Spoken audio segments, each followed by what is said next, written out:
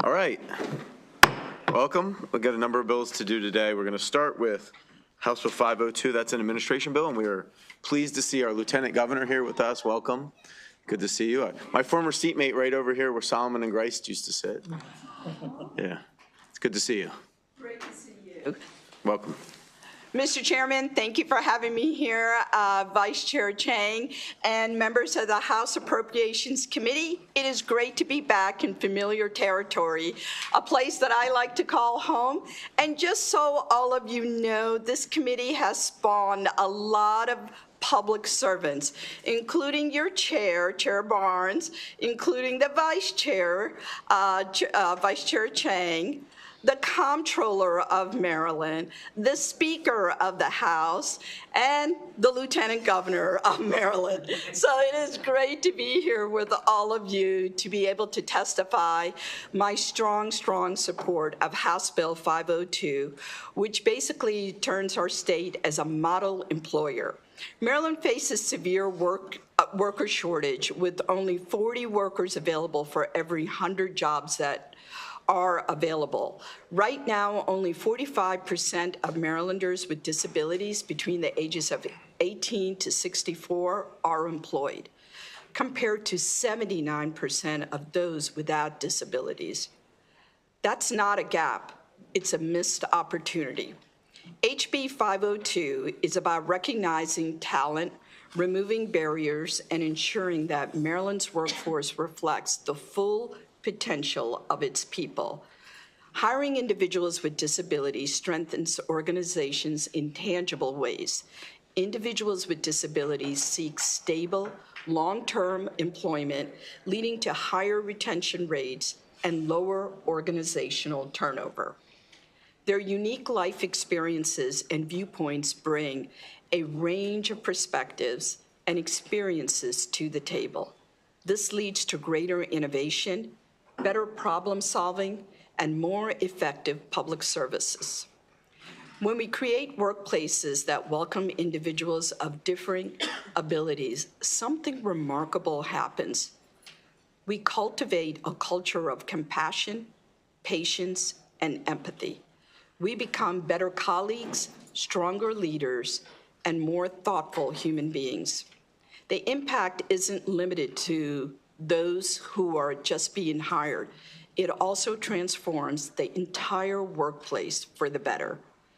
Another ripple effect, when we actively recruit and employ individuals with disabilities, we send a clear message to the private sector. Inclusive hiring is good for business. This will encourage other employers to follow suit, expanding more opportunities for all Marylanders. Maryland has the opportunity to lead by example, not just by checking the box, but truly embracing the talents and contributions of all. HB 502 applies key lessons from the National Governors Association's Disability Inclusive Workforce Policy Learning Collaborative to position Maryland as a model employer. By improving the hiring, retention, and advancement of individuals with disabilities, Maryland will create economic benefits for workers, businesses, and the state. The bill establishes an office within the Maryland Department of Disabilities to lead this effort. Starting in FY 2027, the office will implement State as a Model Employer initiative to promote the hiring and retention of workers with disabilities within the state government. I've seen firsthand how powerful it is to give people with disabilities a chance to show their skills and talents. When I worked as an engineer for Montgomery County Department of Transportation, the county launched what was called the Project Search Program. A program provided job training for young adults with intellectual and developmental disabilities.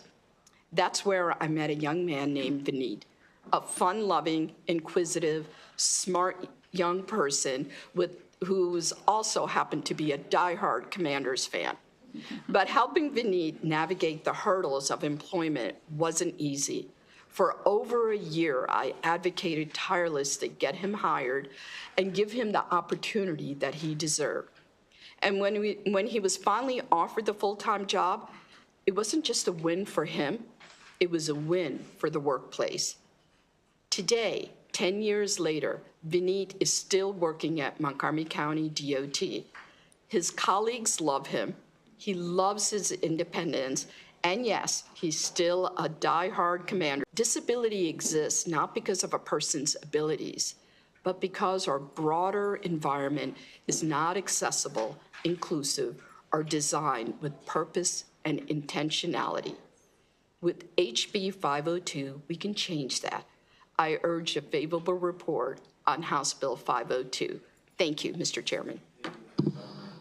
We're going to take next, but we're going to take questions now so you can head to your next appointment. So any questions for Lieutenant Governor? Great to see you. Welcome back to Appropriations. Thank you. See you soon. June, you want to just bring up whatever your next panel is? Yeah, I think Secretary Beatty was going to speak, and then we have 3 more witnesses. So I'll have them bring come up to your the other table. 3, and Secretary Beatty Yep. can start. Yep. Hey, Vaughn, do you want to come over here?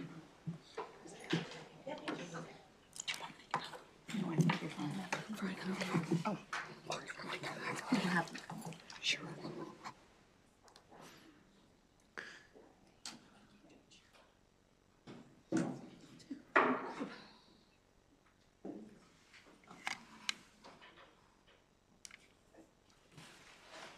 Thank you, Lieutenant Governor, for joining us here today for this panel. And I wanted to say to the chair and the vice chair and members of the House Appropriations Committee, thank you. It's an honor to be here today to support this bill. I'm Carol Beatty. I'm the Secretary of the Department of Disabilities, and I'm here to ask for your support.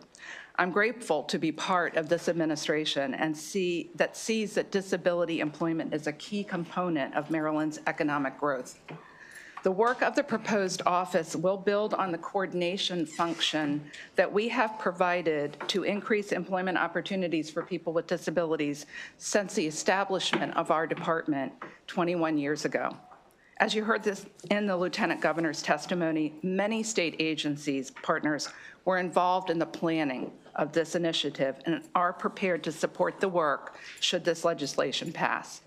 Based on our work together and the experiences of other states, it is clear that a whole-of-government approach to advancing the employment of people with disabilities is the most successful approach.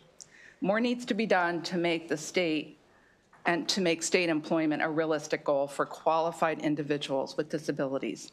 I wanted to let you know that Jay Gingrich, our department's Director of Employment and Transition Policy, is here and will assist the panel with answering questions, but she really was the leader of the state team. I am grateful for Governor Moore and Lieutenant Governor Miller's leadership on this issue of importance to the disability community and ask for the committee's favorable report.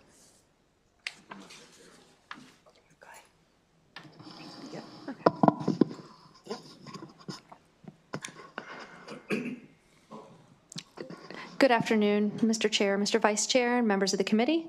My name is Ronza Othman, and I serve as president of the National Federation of the Blind of Maryland. NFB of Maryland is the state's oldest and largest advocacy organization of and for blind, low vision, and deaf-blind individuals. I'm also a federal employee by day who has benefited tremendously from programs that this program is modeled after and from pieces that it would bring to the state of Maryland. I'm also myself blind. Currently, people with disabilities are roughly 20 to 30% of this nation's population, but unlike the non-disabled workforce, almost 50% are unemployed or underemployed. Blind and low vision individuals have a much higher unemployment rate, over 73%. Most of them want to work, but they're encountering systemic and attitudinal barriers to full and meaningful employment. This program will get people with disabilities into the workforce, which will result in more contributions to taxes and less need for social service programs. ODEEP is going to be intentional about helping people with disabilities overcome the systematic and attitudinal barriers, and it'll create an environment where more people with disabilities want to and have the mechanisms to work in state government, in the hiring process, to navigate the hiring process and builds the capacity of the state workforce to foster success in terms of hiring, development, and retention. The state of Maryland would become a model employer of people with disabilities, and other states would emulate what we're doing here in Maryland and our proven practices. Industry would also benefit, as you heard the Lieutenant Governor say, because of the top-tier interactions that they would be having with our state workers, and they would be able to learn to overcome myths and stereotypes about people with disabilities and their capacity to contribute. Some key examples of how this program would make Maryland a model employer include the provision of training for supervisors and staff to better understand the needs and capabilities of employees with disabilities, connecting the dots for applicants and prospective employees, those needing to hire candidates, and those needing to hire candidates. It would provide funding and support for assistive technology assessments for those who need them, educate the workforce and community so that it doesn't feel so risky to hire a person with a disability, that risk primarily being based in misconceptions and misinformation. Thank you. I appreciate your time, and I also urge a favorable report because it'll help people like me in my community so that those of us that are mid-level professionals as well would be able to benefit from this program. Happy to answer any questions that you might have. Thank you so much. And I forgot to mention witnesses, and so I let you go a little longer because I forgot. 2 minutes for witnesses in the committee. Yeah, go ahead. Good afternoon, Mr. Chair, Mr. Vice Chair, members of the committee. I'm Rachel London, the Executive Director of the Maryland Developmental Disabilities Council and the Chair of the Maryland Developmental Disabilities Coalition. You have both of those testimonies in strong support. You've heard a lot about the employment gaps for people with disabilities. I just want to reiterate that the unemployment rate for people with intellectual and developmental disabilities is actually quite higher, but we know that they want and need to work, earn real wages and benefits, and thrive in Maryland's economy. Policies and practices can and should change to help make this happen. But I'm sitting here today as an example of what does happen when an agency knows, understands, and accommodates a person with a disability. What you might not know is that I've been living with multiple sclerosis for 16 years, officially diagnosed 6 months after I was hired by the council's former executive director, 6 months after becoming a state employee. For the first 8 years, I was okay. I was doing really well. And then I wasn't. About 7 years ago, I needed a different kind of treatment and had to take a week off for daily infusions and then another week off to quarantine before that was a thing for 2 years in a row. Thankfully, my boss knew I could work remotely before that was a thing too. And while I'm usually fine, I'm not always. Sometimes I'm slower. Sometimes I can't sit in front of a screen anymore. Sometimes my immune system is underperforming instead of overperforming, and I can't be around other people.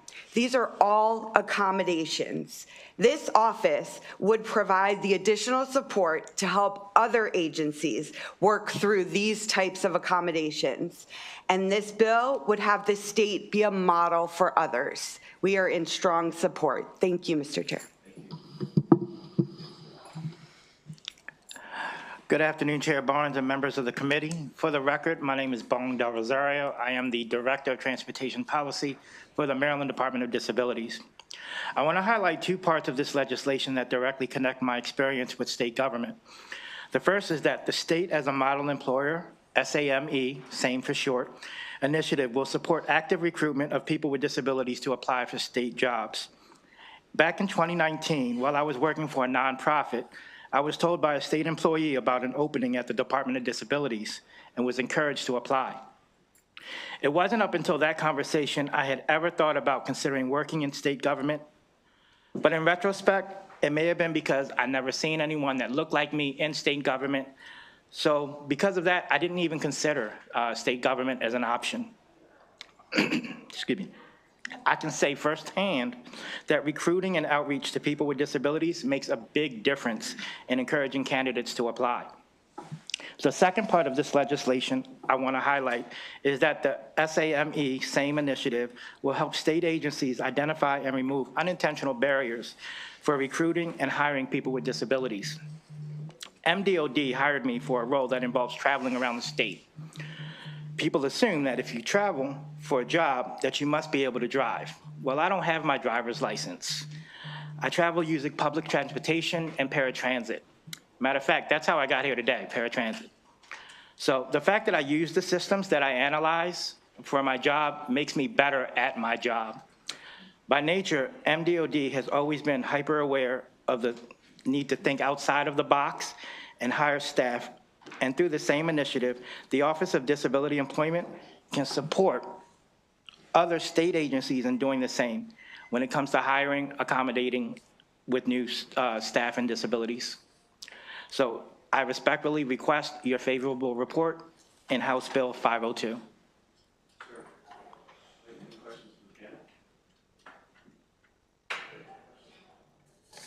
Thank you all. Thanks for being with us. Thanks for the work you do and all the advocacy. Thank you, Madam Chair. Thank you. Two more witnesses on this bill, Bruce Bariano and Mary Manzoni.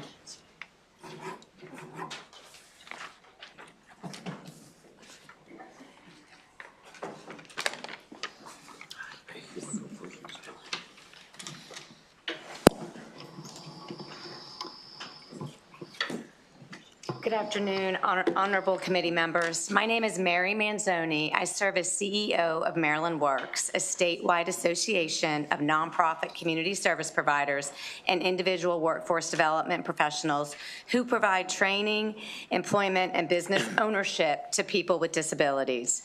Maryland Works is also included in the State Preferred Provider Program. On behalf of our Board of Directors, I urge you to support House Bill 502. This bill is important to enhancing and expanding employment and career opportunities to individuals with disabilities. This legislation takes a critical step towards addressing the persistent underemployment of Marylanders with disabilities. Maryland is fortunate to have a governor, elected officials, and state leadership who genuinely care and are invested in the well-being of Marylanders. Governor Moore's pledge to leave no one behind is clearly demonstrated in this bill. In 2004, the Maryland Department of Disabilities was created and signaled a commitment to improving the lives of Marylanders with disabilities.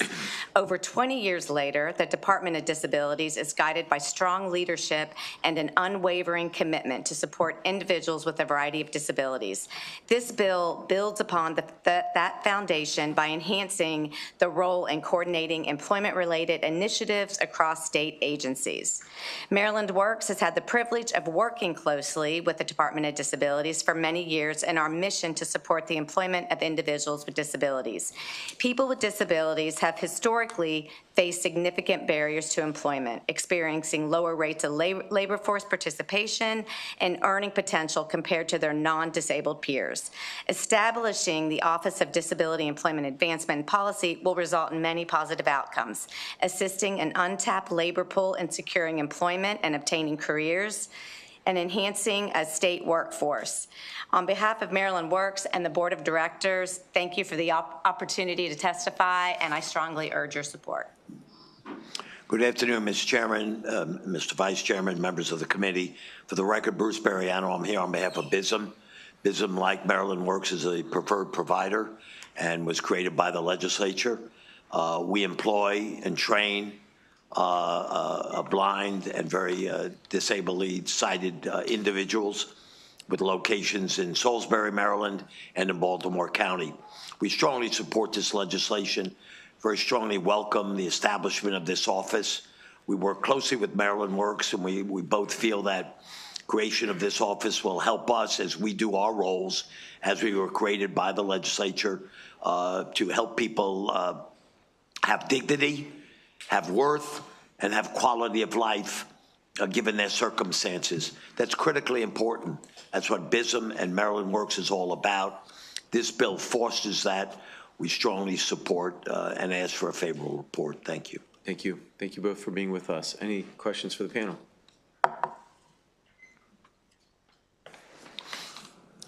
Sue McComas. Thank you, Mr. Chair. I'm just going to ask this of Mr. Bariano because you've been around for quite a while. Okay. So I'm told. Yeah. Well, definitely longer than 6 months. My concern is I'm getting a lot of letters now from people that have horribly disabled children, and they're losing DDA services to the point of like $200 million.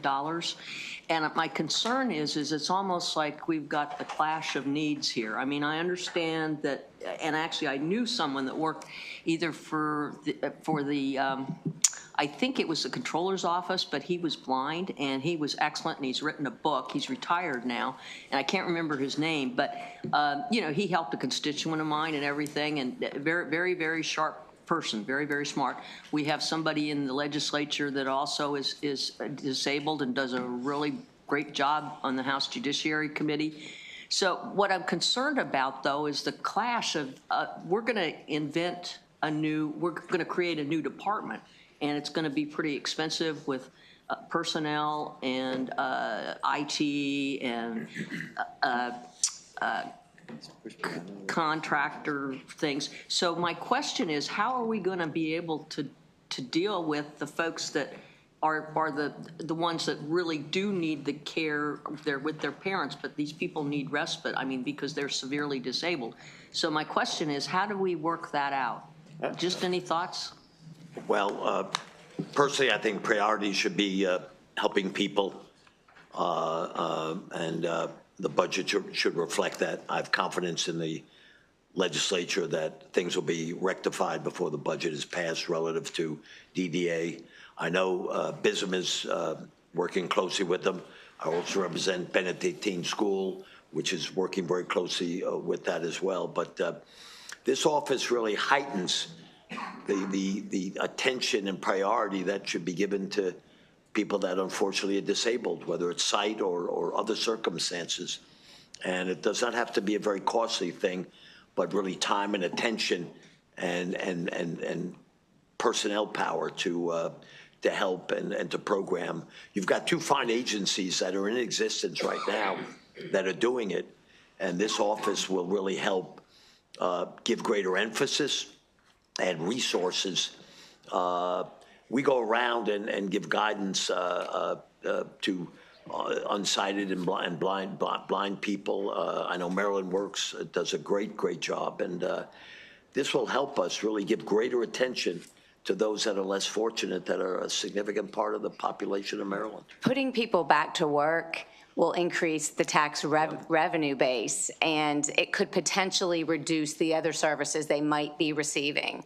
So it's really the right thing to do. If somebody wants to work, regardless of ability or disability, if they have the skills, they should be offered the opportunity. And I'm confident that this department can pull together a plan and a strategy to make it happen across state agencies, and it could be replicated in private sector. But it can be a revenue generator if you look at the tax base that's going back into the economy. Great. Any other questions? Okay, thank you all so much. Thank you very much. Yep, appreciate you. That concludes the bill hearing. Move to House Bill 214. Secretary Beatty, come on back up. And I think there's a Lori Barong here as well. Come on up, Lori.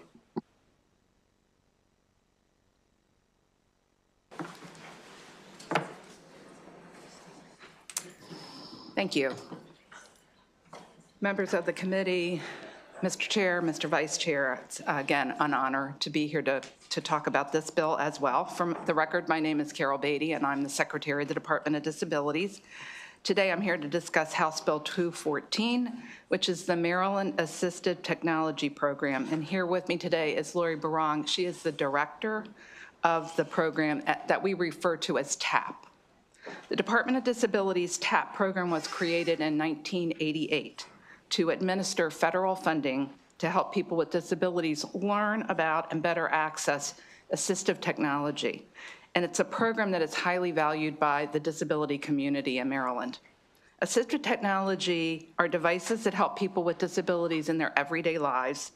They're things like built-up spoons or adaptive pens, up to screen reader software and eye tracking devices.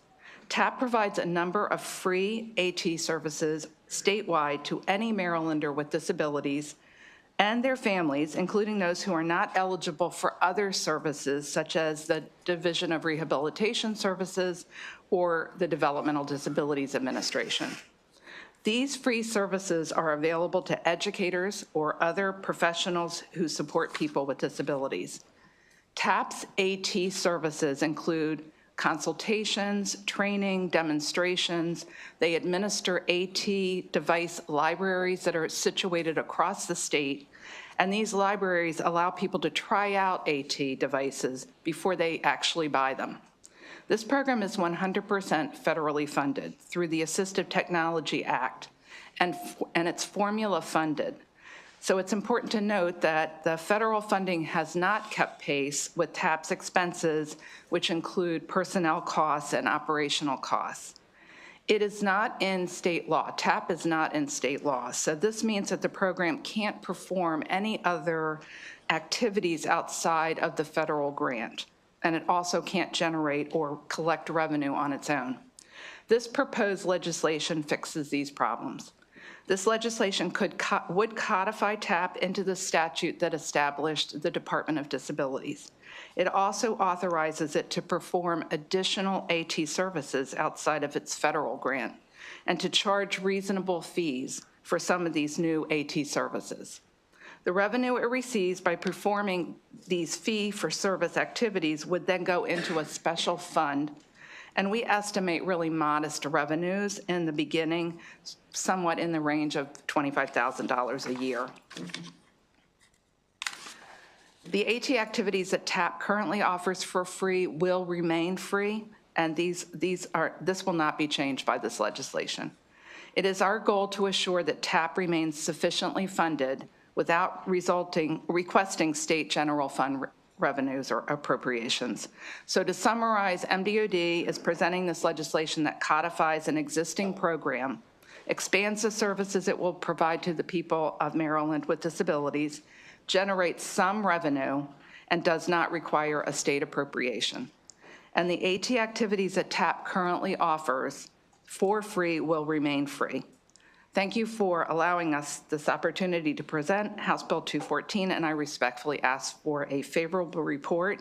And now I'll turn it over to Ms. Barong, who'll talk more about the new services that we hope to provide. Thank you, Chair Barnes and members of the committee. For the record, my name is Lori Barong, and I'm the Executive Director of the Maryland Assistive Technology Program. I'm before you today to respectfully request a favorable report for SB 208. SB 208 will give MDTAP the flexibility that it needs to offer new AT services. One of our priorities is to begin offering AT assessments, which we don't currently provide because assessments are not one of the activities covered by our federal grant. During AT assessments, a licensed AT professional works intensely with an individual to identify the specific technology that would best help that person meet their goals. A comprehensive AT assessment takes approximately 4 hours of client evaluation and interaction time. The result is similar to a prescription for AT, complete with clinical documentation. The assessment often includes additional one-on-one training to ensure that there's technology skill competency. In Maryland, there are few providers with the credentials to conduct these assessments and fewer who are able to cover the wide gamut of disabilities that MDTAP's clinicians are able to serve. There is a huge unmet need for AT assessments in the state. Between 2023 and 2024, we received requests to conduct over 450 full AT assessments. MDTAP had to decline these requests. AT assessments are not typically covered or provided for free, and they're not covered through insurance. Individuals seeking assessments pay out of pocket or have the assessment funded through a separate disability-related program if they are eligible. I thank you for your time, and I'm ready to answer any questions you have. Okay, thank you. Thanks for being with us. Any questions? All right, good to see you, Secretary. Thanks for being with us. That concludes the bill hearing. We'll move to House Bill 467, Delegate Corman.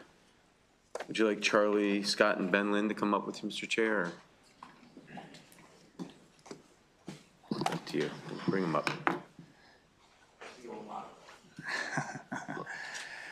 Mr. Chair, Mr. Vice Chair, good to be back with you all. Delegate Christ and I gave you a preview on the floor of our debate on this bill, so here we go for round 2. I come before you with, or really round 27, I guess. I come before you with the Metro Funding Modification Act, HB 467.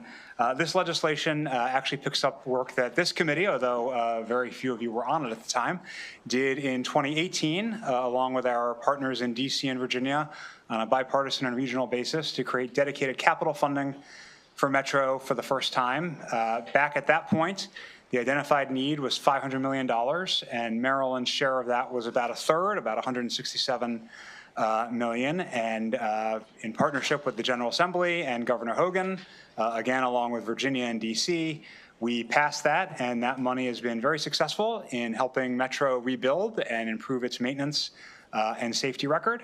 But as many of you are quick to remind us during campaign season, the value of a dollar today is very different than it was in 2018. That $500 million was not pegged to grow in any way. It was a flat amount. The Maryland share of the $167 million wasn't pegged to grow in any way. It was a flat amount, and almost 30% of its value is actually eroded since that time. So what this bill would do is it would sort of rebase Maryland's share. It would peg it to grow at a 3% level going forward. And also, instead of using that flat percentage amount for Maryland, it would adjust with the WMATA operating subsidy formula. It's a little wonky, but it's slightly more favorable to Maryland to use the current formula than to use the fixed number. For those of you paying really close attention, 6 years ago, you may recall that we set something else to grow at 3% at that time. This would remove that growth factor and apply it to the dedicated capital instead, which is more in keeping with what the rest of the region is doing. And of course, it would be contingent on DC and Virginia doing the same. We would not pay something that DC and Virginia are not doing. Some of you are probably thinking, weren't you here talking to us about this last year? That was about operating, and this is about capital. So it's different between the programs you all fund to operate the libraries in our jurisdictions versus to build the libraries in our jurisdiction, right? It's, the difference between Delegate Smith's EED subcommittee and Delegate Chang's capital subcommittee. So different pots of money that flow in slightly different ways. I'm not naive. Obviously, we have some real transportation funding challenges. So I understand that this bill, can't just move on its own. It would have to be part of a larger conversation for a large swath of transportation needs we have around the state, from the Eastern Shore to Western Maryland, and everything in between. And with that, happy to take questions, Mr. Chair, or have the panel go first, whatever works for you. So you can get back to your committee, or just at the end, Mr. Chair? I'm going to wait regardless, so we might as well do the panel. Charlie? For you. Great, thank you. Chair Barnes, committee members, thank you for the opportunity to testify today. For the record, my name is Charlie Scott, and on behalf of Metro's 13,000 employees and our board of directors, I want to thank Delegate Corman for his steadfast support of transportation in Maryland, and especially his leadership on transit in the National Capital Region. I have provided my written testimony, which provides more detail, so let me just summarize a few key points. Our customer base extends well beyond the WMATA compact zone. Of our 13,000 employees, over 9,000 reside here in Maryland, including 3,000 who live beyond Montgomery County and Prince George's County. Our capital program also supports Maryland manufacturing jobs, including Kenore Brake and Hitachi Rail, employing hundreds of employees in Westminster and Hagerstown. My written testimony also includes some charts and graphs. In summary, the dedicated funding approved by the General Assembly in 2018 is achieving its intended purposes. From a significant reduction in track incidents to great improvements in reliability of our rail fleet, we are in much better condition today than we were in 2017. And fortunately, our customers are responding. In 2024, we've reported Metro Bus customer satisfaction at 83% and Metro Rail customer satisfaction at 92%, both all-time highs for those metrics. Metro Rail is the fastest growing subway system of all major U.S. cities, and Metro Bus is leading the country in ridership recovery. For the capital program, as Delegate Corman mentioned, the static dedicated funding level of $500 million is set in stone for right now, and each year we allocate an increasing portion of that funding to cover debt service. The 2017 plan envisioned that our bond capacity would be limited around 2032. So this bill would help extend that, the bond capacity, and for those reasons, I ask a favorable report.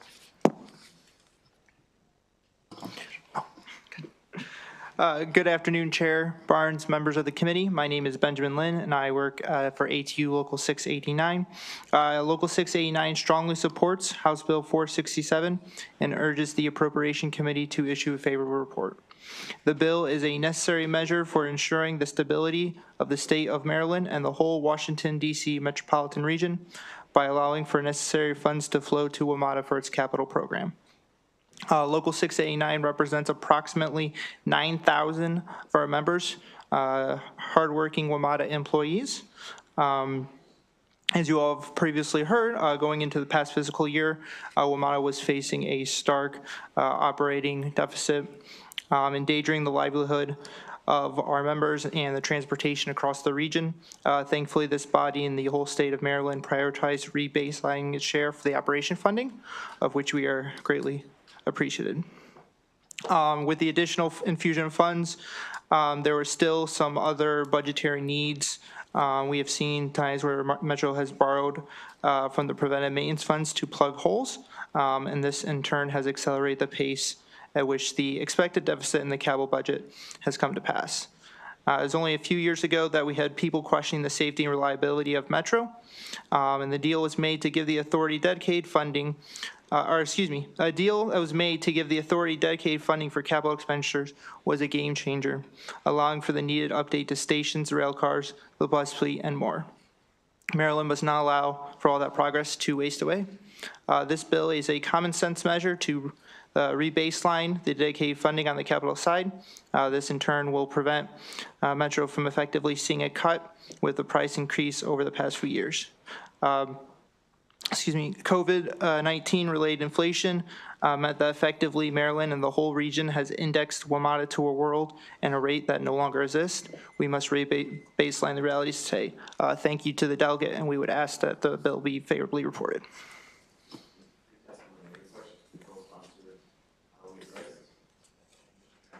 It wouldn't be the same if I didn't ask any questions, of course. So, I mean, this is like deja vu every year. You know, we're sort of bailing out, you know, the WMATA, both in operating and capital. Is there any light at the end of the tunnel? I mean, you mentioned some improvements that are being made and you're starting to see improvement, which is great. I think we can all are very, very happy that that's the case. I mean, are we going to be doing this in perpetuity where we're going to be leaning on especially other modes of transportation in order to be able to do this? Reprioritizing our transportation budget. I mean, can we, at some point, can we sort of step back and then bring that money back to, because it's, I mean, the chair of, you know, ENT, I mean, you certainly know the impact that, you know, these cuts to road system preservation, you know, it's only going to take a few years to start seeing, you know, our roads start to crumble. And it's going to happen, and it's not a matter of if, but when. But I guess my question is there light at the end of the tunnel? I mean, are these improvements enough where we can start scaling back at least proportionally, you know, each year the amount of money that we have to give to WMATA in order to be able to continue operating the system? Thanks for the question, Delegate. So first of all, you can't be bailing out WMATA because WMATA is like a government agency. Okay? It's not a private enterprise. It's part of the state of Maryland's budget. It's essentially a modal unit within the Department of Transportation. So that's like saying bailing out State Highway Administration or bailing out the Maryland Transit Administration. You can't be bailing it out. It's an obligation of the government. Now, I will say that part of the reason we did the dedicated capital funding in 2018 is because the system was on fire. And I think there was a broad regional and bipartisan recognition that that was not acceptable, that a government-funded enterprise should not be on fire. The problem we're facing now is that additional money did a lot and was very helpful and very successful. But as you know, if it doesn't grow, the problem is just going to repeat itself, and we're going to end up falling behind again. So will there be a day that I won't have to come in here and ask for large markups and increases? Yes, absolutely. But it requires us to sort of get ahead of things and say, yeah, we're acknowledging the sort of dollars and cents reality of what a dollar is worth today versus 6 years ago, and pegging some kind of rate of growth. The same way we treat the highway user revenue as a percentage and not a fixed dollar amount, right? Because that fixed dollar amount would erode over time. And Montgomery County would not be getting enough money out of highway user revenue, if you accept that the current percentage is anywhere near enough money, right? If we had it as a flat dollar amount. So by going with this inflation adjustment, that's going to avoid the situation where 6 years from now, my successor is going to have to come in here and ask for another major rebasing increase, because we'll be able to get ahead of the problem and be more predictable about how we are budgeting. Well, just a follow-up, it's not a question, but when I use the term bailout, what I mean by that is we're taking from one mode and giving it to another, and the mode that we're taking it from, the folks who use that mode are paying 100% of the cost for them to get from point A to point B. They make their car payments, they put the gas in their car, they do the maintenance, they pay all of the fees that are required for them to be able to, to get permission from the state to be able to drive their vehicles on the road. That's a large part of the Transportation Trust Fund. And when we're moving it from that system preservation and giving it to something else, that is a bailout. And that's the reason why, from my perspective, we can agree to disagree, but from my perspective, then that's why I use the term. Great. And so that wasn't a question, if I may, Mr. Chair? Yeah, just a reminder. It's not so, because there is no mode of transportation. There is no mode of transportation that entirely pays for itself. The second largest component of our Transportation Trust Fund is federal dollars. If you look at where those federal dollars come from, they are not just from federal gas taxes. They are cross-subsidized from other sources. So there is no transportation system in the state of Maryland that does not require some cross-subsidy. Now, the level of the subsidy changes. Obviously, there are a lot of operating costs to a bus system that a roadway does not have. The capital costs of a roadway are quite high. But every transportation system in the state of Maryland requires some non-user cross subsidy. The one minor exception is our tollways, although many of those had other subsidies put in, at least for their construction. Mr. Chairman, I apologize. But as a courtesy to our new, as a courtesy to the newer members of our committee, isn't it so that that was a question? Now you lost my train of thought and I forgot what my question was. I appreciate it, Mr. Chairman. At least you call it a train of thought, Delegate.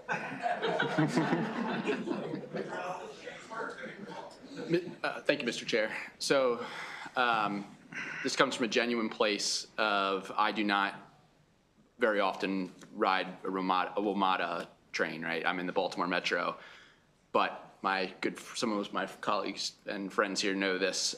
One of the things that drives me absolutely psycho about the Baltimore MTA and the Baltimore Metro, which I ride 2 times a week outside of session, is between the months of November and December, I rode that train 18 different times, so Monday, Tuesdays, for those 2 months. Of those 18 rides, gates were only closed one of those 18 rides.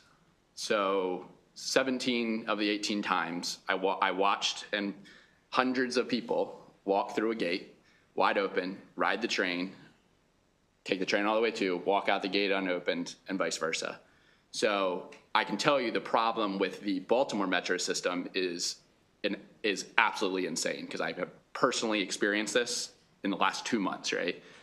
Does WMATA have that issue? Can you talk me through the funding mechanism for this and any of the context there? Yeah, I'm going to let Mr. Scott give you some stats that hopefully he has at the ready, but let me just say it has been an issue. And I also ride WMATA, occasionally MTA, but often WMATA, and I share your frustration when I tap my fare card and see, in our case, it's not the gates ever being open, it's people easily hopping over them, and there has been a big infrastructure replacement that's been done throughout the WMATA rail system to make those gates much harder to go over, and now there's been an expansion to fare evasion crackdown on the bus system. It's a little harder, it's a little trickier, they don't have gates the same way on the buses, but I'm guessing Mr. Scott can give you some more stats. Certainly. So yes, as Delegate Corman mentioned, our previous fare gates, they would close, but they were much easier for patrons to maneuver through without paying and tapping. So we have retrofitted fare gates at all 98 stations and have recognized an 82% drop in fare evasion at stations following that retrofit. So much better today than it was a year ago. A model the MTA should follow, so thank you. 12.5% fare increase implemented July 1st. Right. MATA's doing a little bit to bail itself out, it seems like. Absolutely. Thank you to our riders as well, yes. You're welcome. Excuse me. Thank you, Mr. Chair, and thank you, gentlemen, for being here. My question, and it's really not meant as a gotcha question, I just am really interested to hear the answer to this because it doesn't make sense to me, and maybe I'm missing something. I know this particular bill with the capital side of the budget here, and last year was more operating, but you mentioned earlier about 13,000 employees at WMATA. And I look up Amtrak, and they have roughly 22,000 employees, and that's a nationwide rail system compared to a system, I know there's buses that operate also in WMATA, but is primarily Northern Virginia, DC, Montgomery County, Prince George's County. Can you explain to me why there would be so many employees, 13,000, and then a national, and again, maybe there's a reason to this, but I want to hear what you think, why we would have 13,000 employees, and is that necessary to run WMATA if the nation's rail system is running with, I mean, I'm not very good at math off the top of my head, but not a whole heck of a lot more if you think about it for an entire nation system. So before I let Mr. Scott give some details about the amount of administrative savings WMATA has gotten over the past years, I just want to know it's a totally different model than Amtrak. When what you're calling a nationwide system, if you want to ride the Super Chief in the Southwest, that service runs like twice a week, I think, right? WMATA runs like twice every 6 minutes on multiple different lines, plus all the buses. It's a totally different model. But we can always have more efficient operations. So could you talk a little about some of the increased efficiencies? Certainly, yes. Our general manager over the last 2 years has identified between the capital and operating budgets, $500 million in combined savings. So we are looking at any opportunities for efficiencies, whether it's deploying new technology, but certainly it's a transit anywhere in the country is going to be a labor-intensive operation. A lot of that is on the bus side, bus operators. But also when you look at our rail stations, it's not just the rail operator, it's also the station managers, the cleaning staff, the staff that's there overnight, making sure the system is safe and ready to open. So a lot of people that you don't see. How large is the Metro Police Force? Police force, sworn force of about 430 officers for Metro Transit Police. To the chairman, to your point, I didn't mean, I really was just looking for a genuine answer, which, I mean, I appreciate where you're coming from, because I wanted to hear that, because I don't know. It just seems like a very big, large number, but you're right, I guess some Amtrak, some obviously rural parts of the country are not going to get the same as the DC, the tourism that comes in to the DC, Northern Virginia area, but it just seems to me, especially when an operating expense to have 13,000 employees in that small corridor, seems like a lot. But I thank you for being here and thank you for your answer. When did he start? Randy Clark started about 2.5 years ago. Big difference in the last few years. Yes, absolutely. Thank you. Congratulated on that. Delegate Rice, did you remember your question? Okay. Delegate Solomon? Thanks, Mr. Chair. In addition to the comment you made about the 12% fare increase, Mr. Scott, there were also changes made to the fares around distance and times of day that also resulted in some increases for folks, right? Yes, Delegate. So the 12.5% increase was across the board for bus and rail. And then in addition, our weekend fare had been $2, and that for most riders, that went up to $2.50. It's really a 25% increase for most of those trips. Great. Thank you. Thank you very much, Mr. Chair. Thank you, Mr. Chair. Good to see you, Delegate. Thanks for bringing the bill. Just curious, something piqued my curiosity with some of your comments that you just mentioned around like finding to the GM, finding efficiencies, cutting costs, et cetera.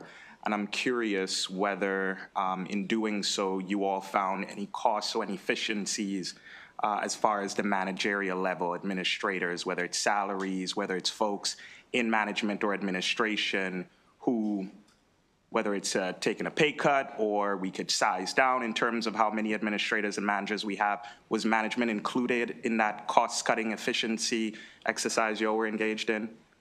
Delegate, yes, absolutely. So myself included, so all non-represented, so the management staff and our frontline staff, local 922 and local 689, all took a 0%, whatever you call it, increase, I guess just flat 0% wage for the current fiscal year. Okay, so I'm hearing union members as well as management. Exactly. Can you provide that breakdown? I'm curious. I hear every single, but quite a bit, what union members and WMATA workers sort of experience, and so I'm curious if you could provide information on what cuts, cost-cutting efficiencies did management administrators take, to sort of match what workers, frontline workers, union members are also experiencing. Can you provide that information? Certainly, I'll follow up directly with you. I appreciate that. And question for you, Delegate Corman, are you aware of any Department of Transportations across the country that actually make a profit? Any Department of Transportation that just have such surplus funds from running a transit system that we could somehow use somewhere else in our government? I'm confident if that existed, the appropriations committees in those states would find a way to use that money. Right. So transportation does make a profit, something that we just fund every single year because we have to, because it benefits us economic development wise, right? But there's really no profit incentive in transportation anywhere, right? I agree, Delegate. Thank you. Thank you, Mr. Chair. Thank you, Mr. Chair. Thank you, Chair Corman, for bringing the bill. I just wanted to ask if you have any sense on, the impact of decisions made by the federal government that employees need to come into the office in person and the kind of strain that might put on your system and how many Marylanders will be riding the system as a result of those decisions. Delegate, thank you for the question. I would say that we welcome more customers, riders on the system. We're still short of where we were pre-COVID. So pre-COVID, we were close to 700,000 daily riders on Metro Rail. Today, we're approaching 500,000. So we still have space on our trains. So we still welcome them all aboard. But I believe there has been, Delegate, an increase in ridership since the inauguration as more workers are going back because of either threats or policy changes, depending on how you want to look at it. Got it. Thanks. Thank you, Mr. Chair.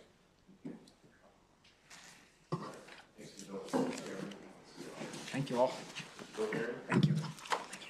Delegate Rosenberg. All right, House Bill 103.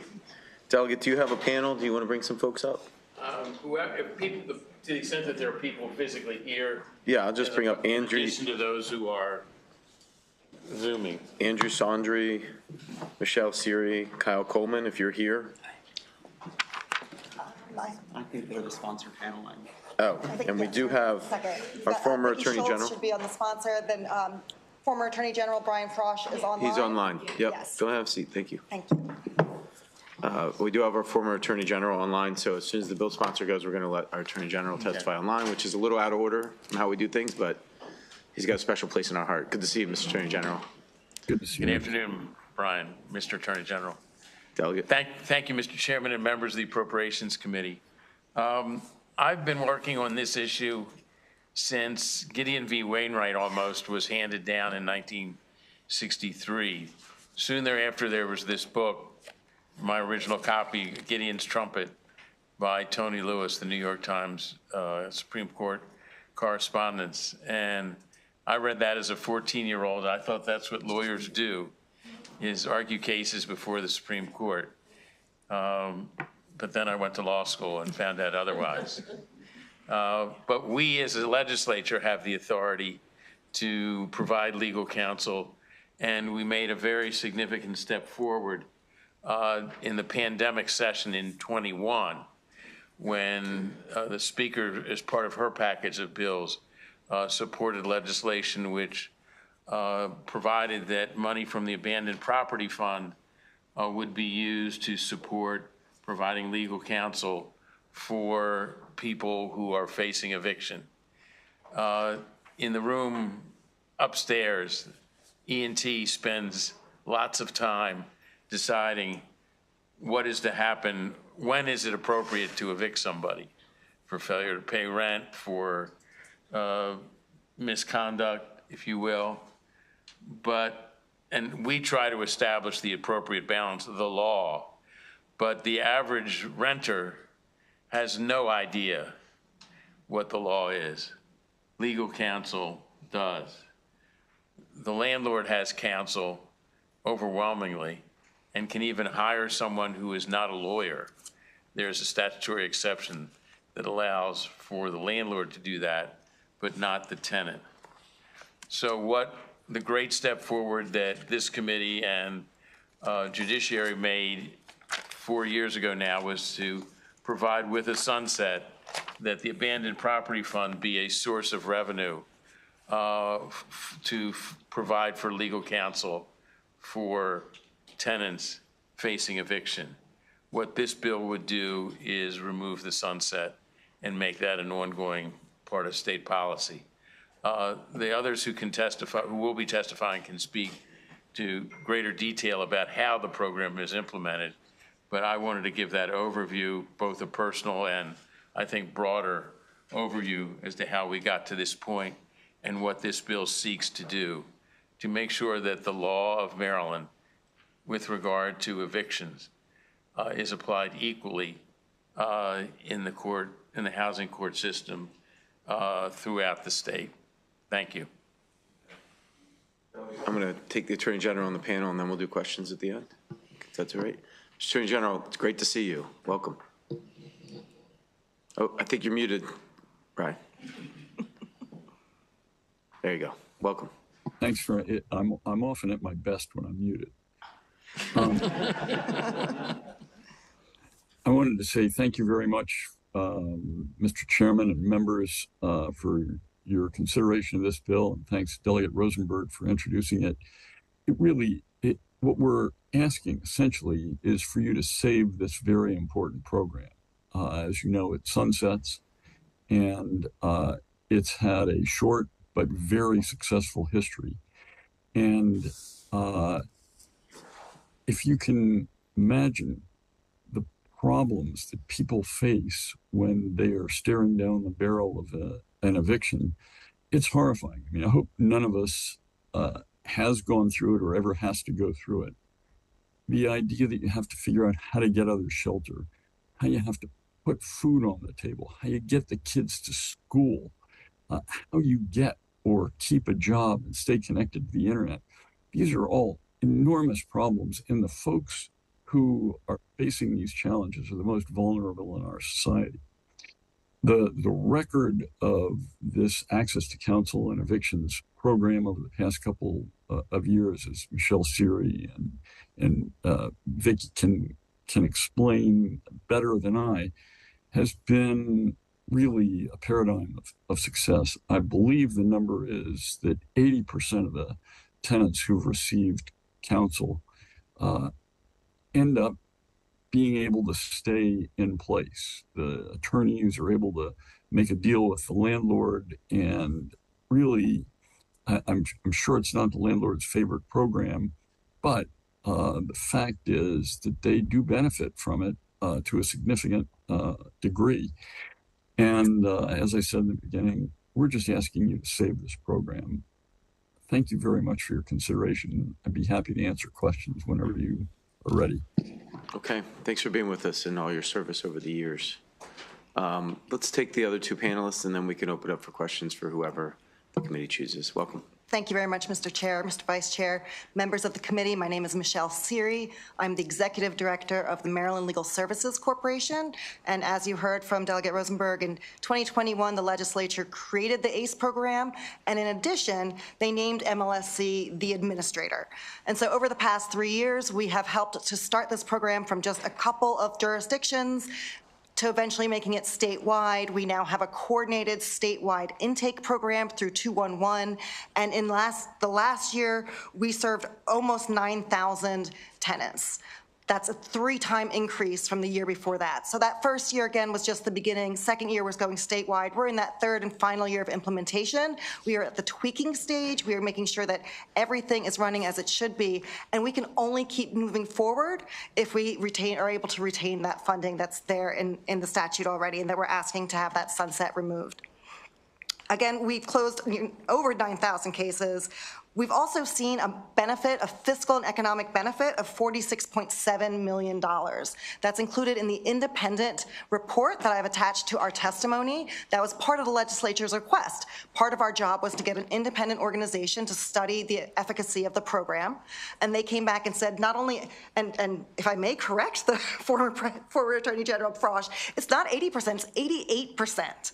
88% of tenants who wish to stay in their home are able to through the ACE program.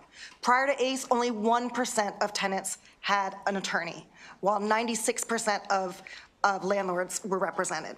And so not only is this helping to keep people in their homes, but it's really helping economic security, not just for the tenants, but for the state itself. $46.7 million saved for the state, $6 million saved for tenants in liabilities, and almost $1 million that they've saved in recoveries.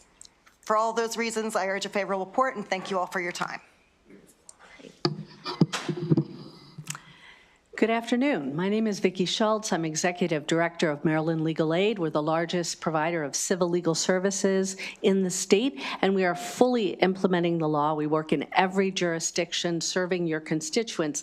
Today, however, I'm coming to you as a member of the Maryland Access to Justice Commission and also a part of the Access to Counsel in Evictions Task Force, which was set up as a result of that groundbreaking law.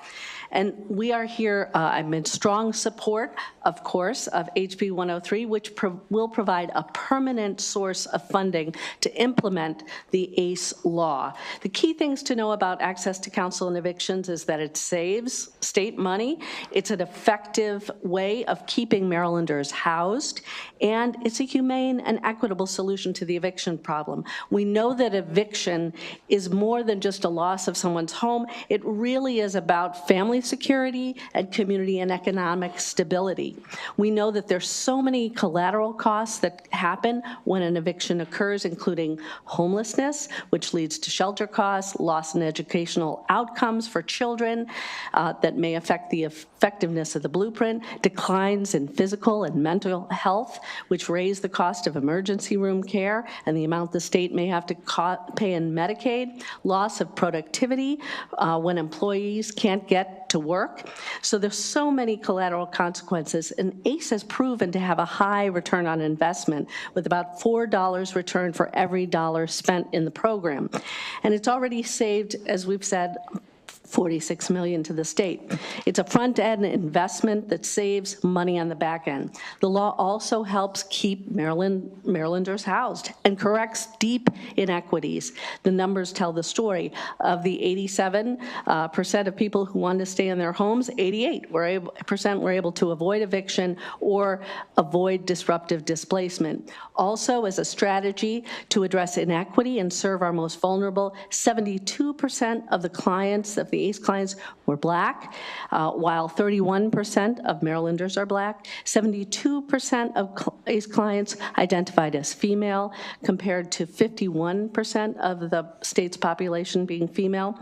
In a couple short years, tremendous progress. Again, implemented in all 24 jurisdictions, local and targeted outreach, combined and coordinated intake. There are so many ways in which this program has lifted up Maryland, and we urge your full support. Thank you for your time. On this issue, are there questions for the panel or our former Attorney General? Okay, thank you, Delegate, for being with us. We do have another panel. Again, Mr. Attorney General, great to see you. Likewise, Mr. Chair. Thank you. Thank you. All right, we have, let's see, virtual witnesses, right? Okay.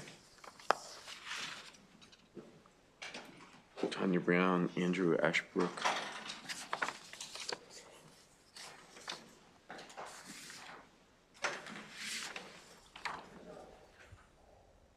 Okay, welcome. You have 2 minutes. Thank you.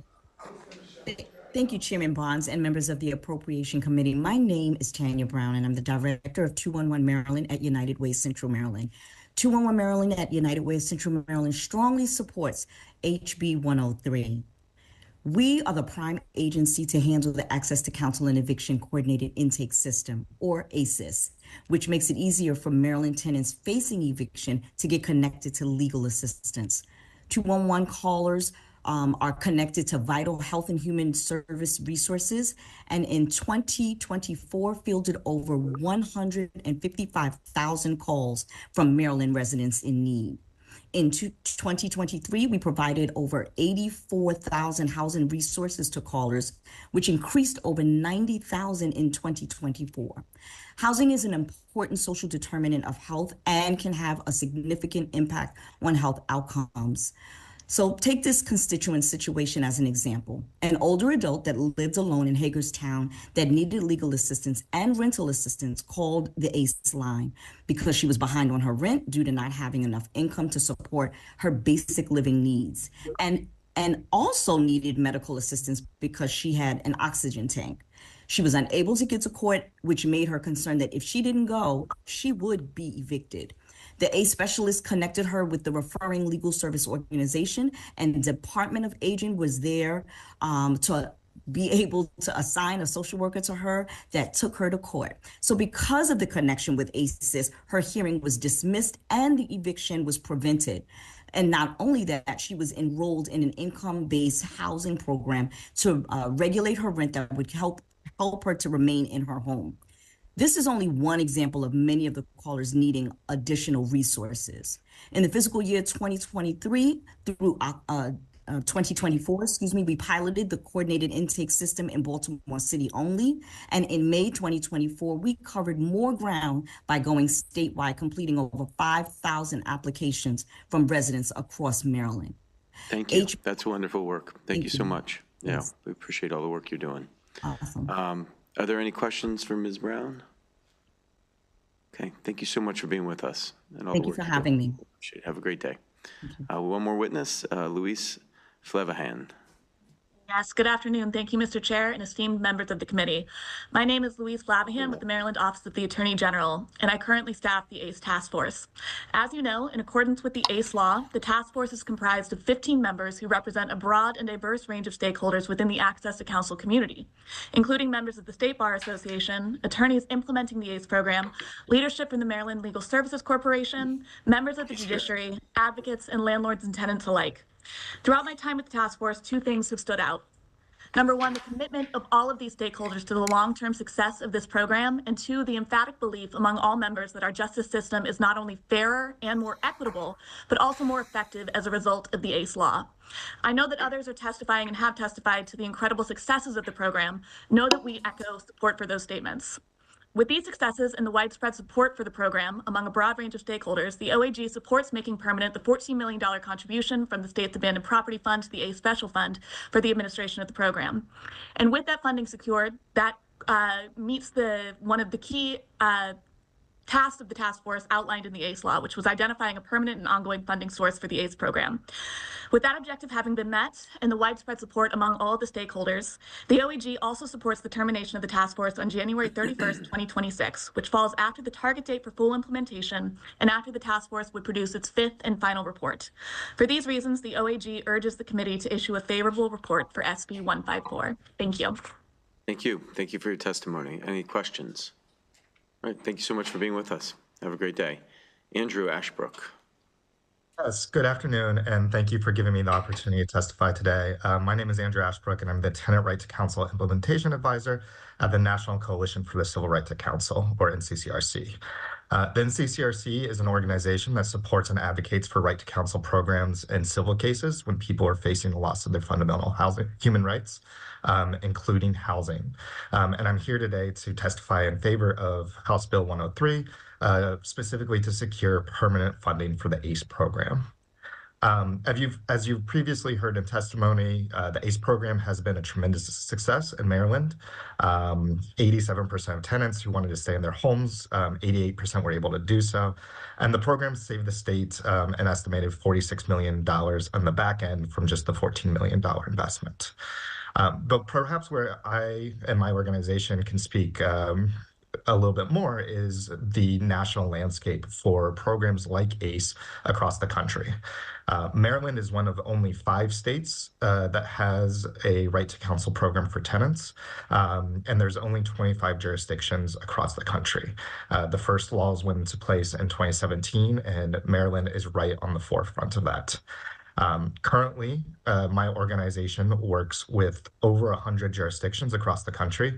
They're looking to implement similar programs, and they are looking to Maryland's program as a model for what they do. And these programs, where they've been implemented, have all had major success across the nation.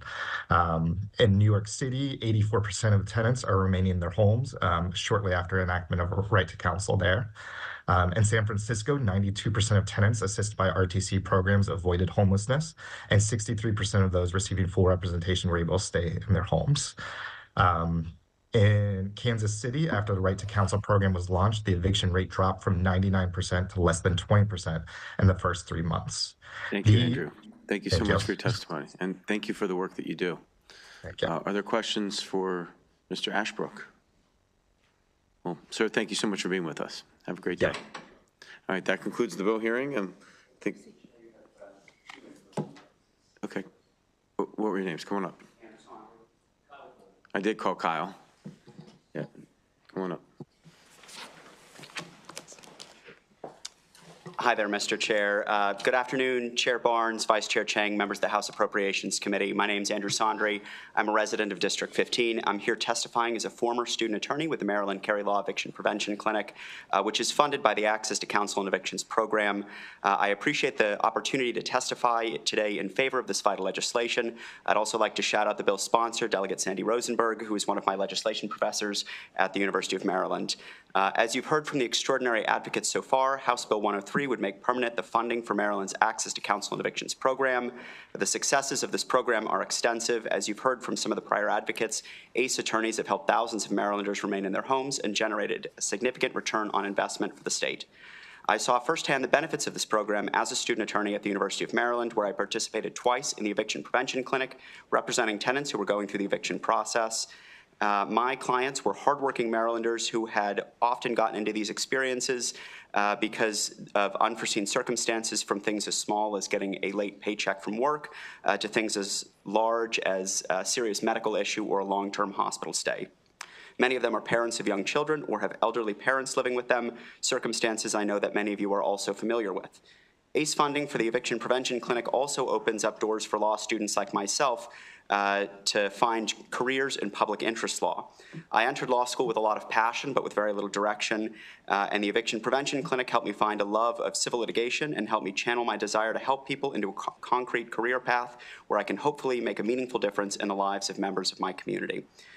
This experience has been really rewarding for me as a student because it helped me hone the skills and knowledge I was learning in the classroom in a real-world context, and because I know that the people we represented got better outcomes during one of the most difficult experiences in their life because of the work that we were able to do and the assistance we were able to provide. None of this would have been possible without the ACE funding from the state, so I thank you for your time, and I urge a favorable report on House Bill 103. Good afternoon, Chairman Barnes, committee members. My name is Kyle Coleman. I am the supervising attorney of the Housing and Consumer Law Unit in Baltimore City for Maryland Legal Aid, here in support of this bill. On a daily basis, Maryland Legal Aid advocates are contacted by your constituents after they receive some of the worst news of their lives. They're going to be taken to court and possibly face an eviction. They've received long court forms or notices that they often do not understand. They want to know how their child will finish the school year if they're evicted, and how their ability to rent in the future will be impacted. The ACE program permits us to not only inform people of their legal rights, but it permits us to look at their issues holistically, connect all of these complex dots in a way that's usable to them, and hopefully offer the opportunity to remain housed. Although someone may reach out to Maryland Legal Aid for what appears to be a straightforward issue, more often than not, it is a more complex case. The ACE program has allowed us to investigate issues that have uncovered housing with serious code violations, housing infested with bed bugs, rodents, and roaches, lacking heat, as well as cases that violate our state's consumer protection laws and potential civil rights violations. There is a time to zealously advocate at trial for a client, just as there is a time to remain the reasonable mediator between two parties whose relationship has deteriorated. The ACE program allows Maryland Legal Aid to do both. To paraphrase our executive director who testified earlier, Vicki Schultz, if we are left with a civil law system where only those with money can have an attorney, that is not a justice system. It is not a system that works for all people. It is certainly not a level playing field. Thank you for your time, and I urge a favorable report.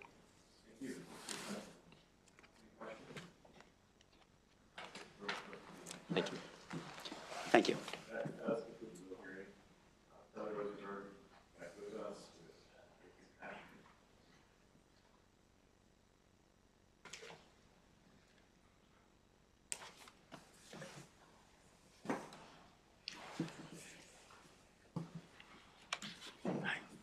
Mr. Chairman and members of the committee, several years ago, 4 or 5 years ago, when the AG brought an action under the Consumer Protection Law against Westminster Properties for failure to provide decent housing, we passed legislation that provided that any money received or the bulk of the money received from the settlement of that lawsuit or any future lawsuit under the Consumer Protection Act go to this fund that is the subject of the prior bill and now this bill.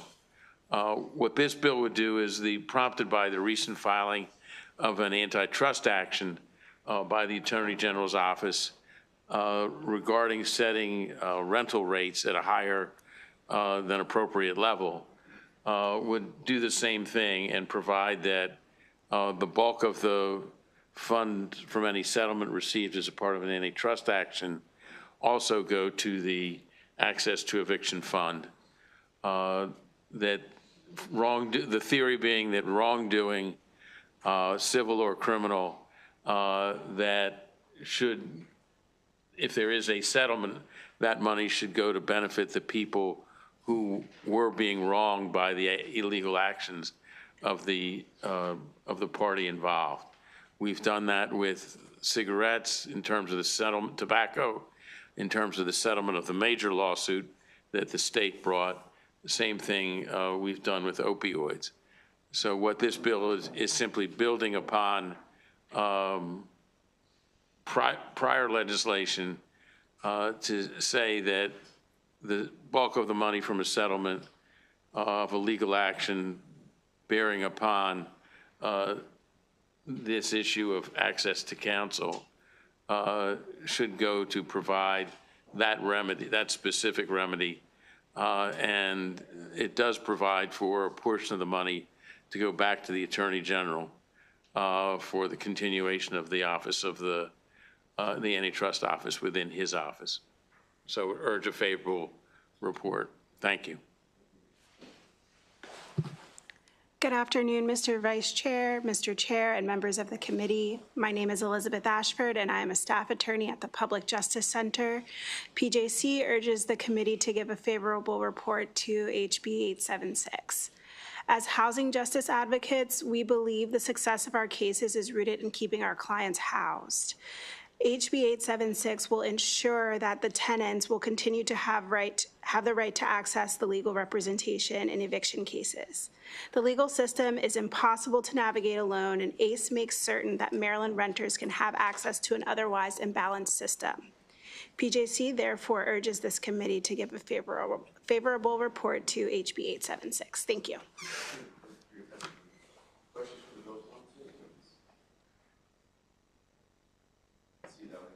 Good to see you. Thank you. We have departmental. I think Secretary Emheck is here, Derek Coley, and Brad Phillips. Come on up.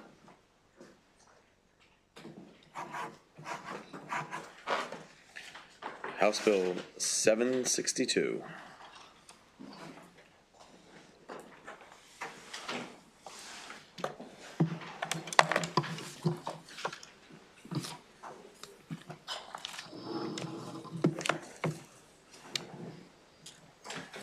Secretary, nice to see you. Welcome. Thank you. Good afternoon, Chair Barnes and Vice Chair Chang and members of the committee. Thank you for the opportunity to speak in support of House Bill 762. I am Dr. Sanjay Rai, Secretary for Maryland Higher Education Commission. Chair Barnes, thank you for sponsoring this legislation. You have been a champion of higher education in Maryland for several years. This bill is a departmental bill for Maryland Higher Education Commission, which would revise Maryland's 2013 completion goal. Through the College and Career Readiness and Completion Act of 2013, the Maryland General Assembly set a goal that by 2025, at least 55% of Marylanders would hold at least an associate degree. Although Maryland has come close to achieving a 55% attainment rate, thanks to the enormous work done by institutions of higher education in the state of Maryland, but the state is projected to fall short of meeting this goal because overall degree attainment is also influenced by factors as statewide in-migration, out-migration, employment requirements, and workforce retention. Reaching the 55 by 2025 goal would not also fully address the workforce demands, particularly in areas like nursing, healthcare, cybersecurity, and others. We must also confront persistent inequities in post-secondary attainment by remaining committed to ensuring that we leave no Marylander behind. To close these gaps and better align with economic and workforce needs, we will propose broadening Maryland's goal by introducing certificates that are critical to our economy in addition to associate degrees and higher. Our revised goal will also define credentials of value, post-secondary credentials that meet industry demand and provide students with economic mobility, ensuring access to family-sustaining jobs.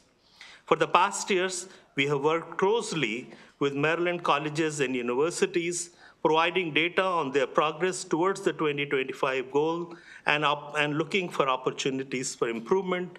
In addition, looking at other states in the nation that have revised their goals already, all the nonprofit entities that have helped other states in revising their goals.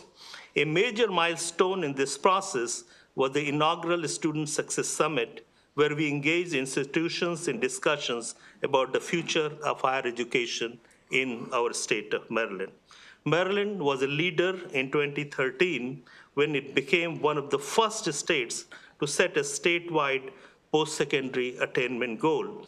And at MHEC, we are committed to developing new goals and a plan that reflects Maryland's needs for the next decade. In closing, I fully support House Bill 762 and ask the committee for a favorable report. Thank you.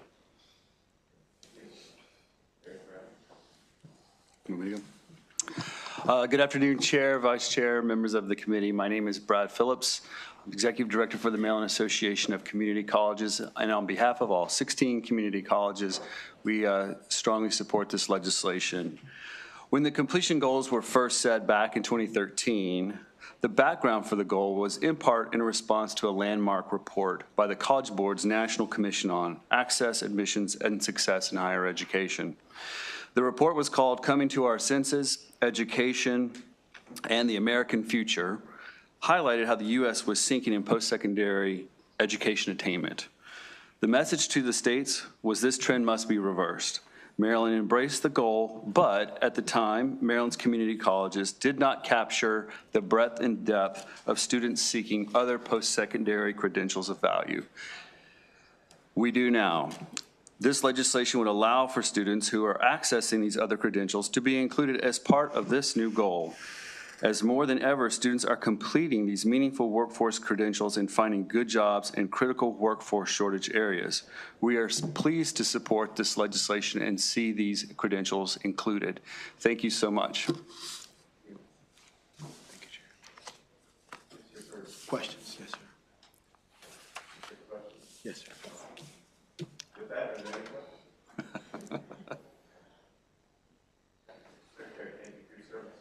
Thank you.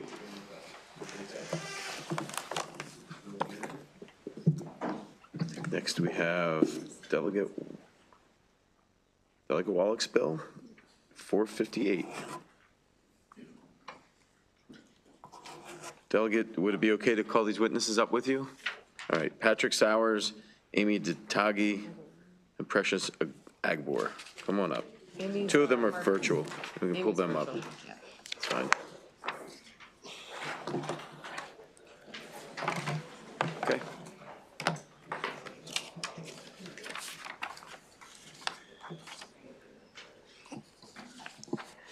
Good afternoon, Chair Barnes, Vice Chair Chang, and esteemed members of the House Appropriations Committee. For the record, I'm Delegate Sarah Wallach, here to present House Bill 458, TARP exceeds program funding.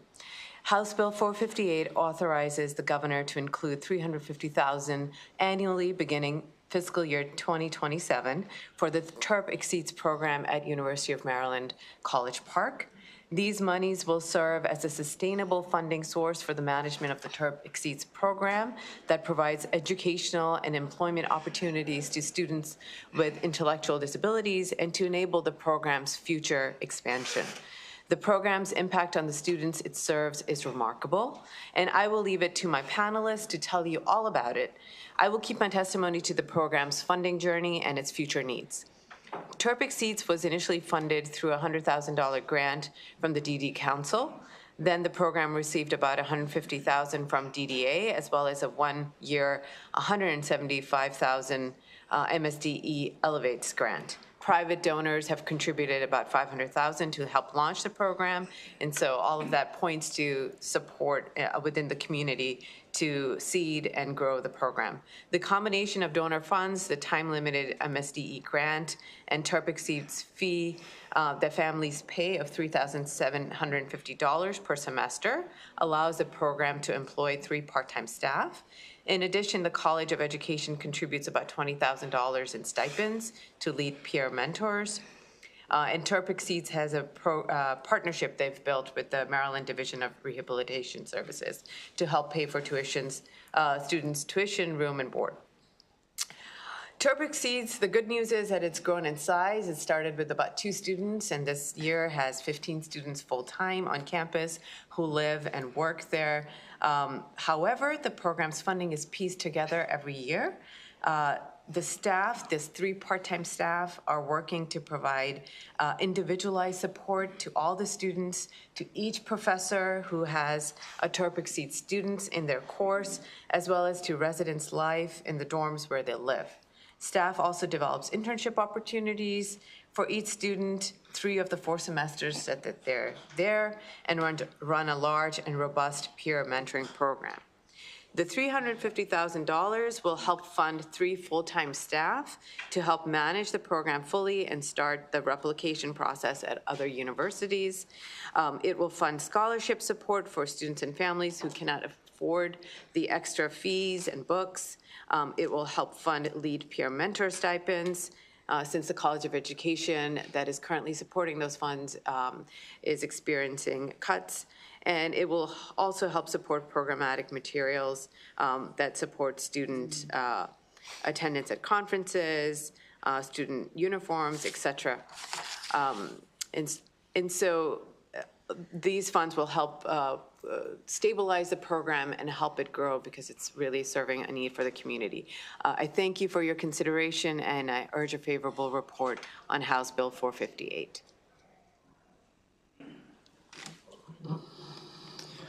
Good afternoon, Mr. Chairman and members of the committee. My name is Patrick Sowers. I'm a current senior at the University of Maryland College Park, and I am a lead peer mentor within the TERP Exceed program. To emphasize the impact of the TERP Exceed program, I want to speak about how it reframed my perspective on and prepared me for careers post-graduation, and how it is a completely unique and very valuable opportunity for all students to have access to. Through mentoring with TERP Exceed, I've gained a plethora of new skills, things like task analysis and peer mediation that I'll be able to use often in professional settings. Additionally, I've learned to be a creative thinker when it comes to problem solving, as TERP Exceed mentors need to be flexible in how they think about certain issues simply due to the nature of the role. A unique part of this organization is its ability to allow individuals to see firsthand the results of their work as we see how our mentees grow and change as a result of our mentorship partnered with their own hard work. This level of reward and capacity to see tangible results is incredibly valuable and necessary for the campus community.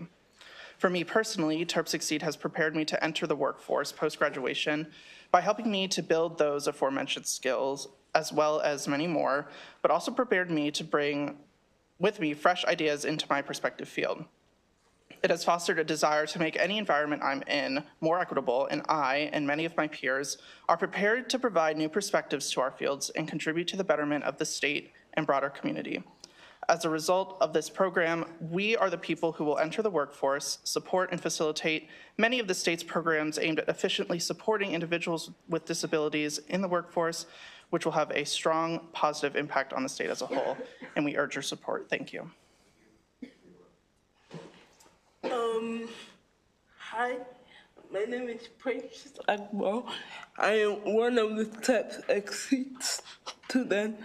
And TAPS Exceed has helped me in so many ways, like how to get a job, how to live independent for myself, how to encourage other people like myself out there so that we can do this, and with talent we can do this. And text assist the peer mentors help me on mostly with the homework and mostly with my classes, and text assist has helped me to get good jobs, good internships, and all of that. And right now I am proud to say that I've gone up to be a woman of myself. Thank you. Great testimony. Thank you so much for being with us. Any questions? Okay, thank you for the bill. There's one virtual Yes, witness. we're going to pull them up. Yeah. We'll pull up our virtual witness. And for our in-person witnesses, thank you. Yeah. All right, Amy, welcome. Amy, you're with us. Hello. You can start. Hey. Yes, thank you. Thank you, Chairman Barnes and Vice Chair Chang and the members of the Appropriations Committee, and thank you, Delegate Wallach. My name is Amy Dwyer-Diagati, and I am the Director of TRIP Succeed program at the University of Maryland, College Park.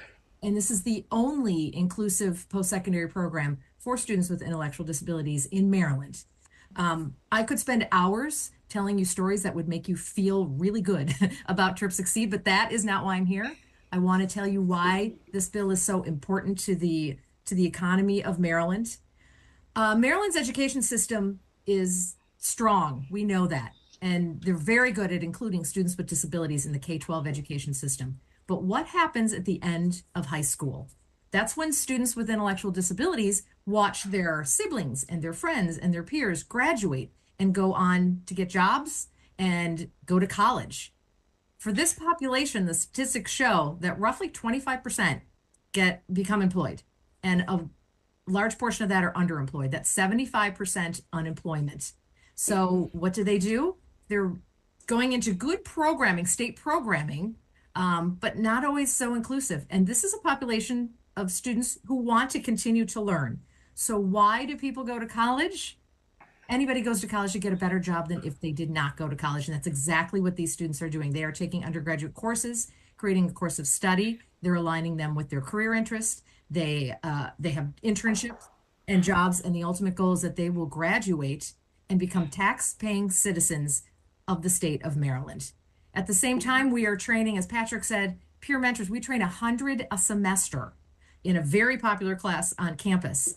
And these students are learning all these practical skills in all of their industries that they're going to go into: doctors, lawyers, psychologists, educators. And they are taking this framework of inclusion with them, and the understanding that an inclusive workforce is a stronger workforce. So with this sustainable funding, we can grow this program, create a model that we can replicate at the largest land-grant state university in Maryland. We can create a model and help all the other IHEs who are interested in expanding this. We did a statewide needs assessment at the end of 23, and families overwhelmingly wanted this, but they wanted them closer to their community. Not everybody wants to go to the University of Maryland, believe it or not. So with this sustainable funding, we can replicate this, and think about it. We will graduate hundreds of students with intellectual disabilities who will become tax-paying, contributing community members in Maryland, and thousands of peer mentors with these skills who are going out supporting our economy. So we really urge that this is a smart business decision. Thank you, Amy. Thank you. Thanks for your passion and the work you've done. Any questions for Amy Dagasti? Okay. Delegate, thank you for the bill, and Precious, once again, congratulations on your great success. Thank Good you. to see you. Thank you. That concludes the bill hearing. Next up, we have Delegate Wallach can stay there. House Bill 611. We have Derek Coley and Tisha Kennedy. Yep. All right. Good afternoon. Again, Chair Barnes, Vice Chair Chang, esteemed members of the House Appropriations Committee. For the record, Delegate Sarah Wallach here to present House Bill 611, the Informed Enrollment Act. House Bill 611 requires higher education institutions in the state of Maryland to share the U.S. Department of Education's college scorecard with prospective student and current students, their families, and relevant staff on campus. The college scorecard is an extremely valuable data source that provides information on graduation rates, average annual cost of attendance, median earnings by field of study, campus diversity, student-to-faculty ratio, and so much more with regard to colleges and universities across the U.S., all in a very easy-to-use and interactive platform. The problem, unfortunately, is that prospective students and their families have no idea that this resource exists. And instead, they are often turning to college ranking sites like the U.S. News and World Report to inform their decision-making. But these sites have been criticized because they rely on subjective data and can be manipulated. This bill helps to build the bridge between the college scorecard and its awesome data sets to prospective students so that they can compare and contrast institutions and their outcomes and figure out which is the right fit for them to attend. Paying for college is one of the largest expenses for American families, often ranking among the top significant costs, along with housing, making it a major financial burden.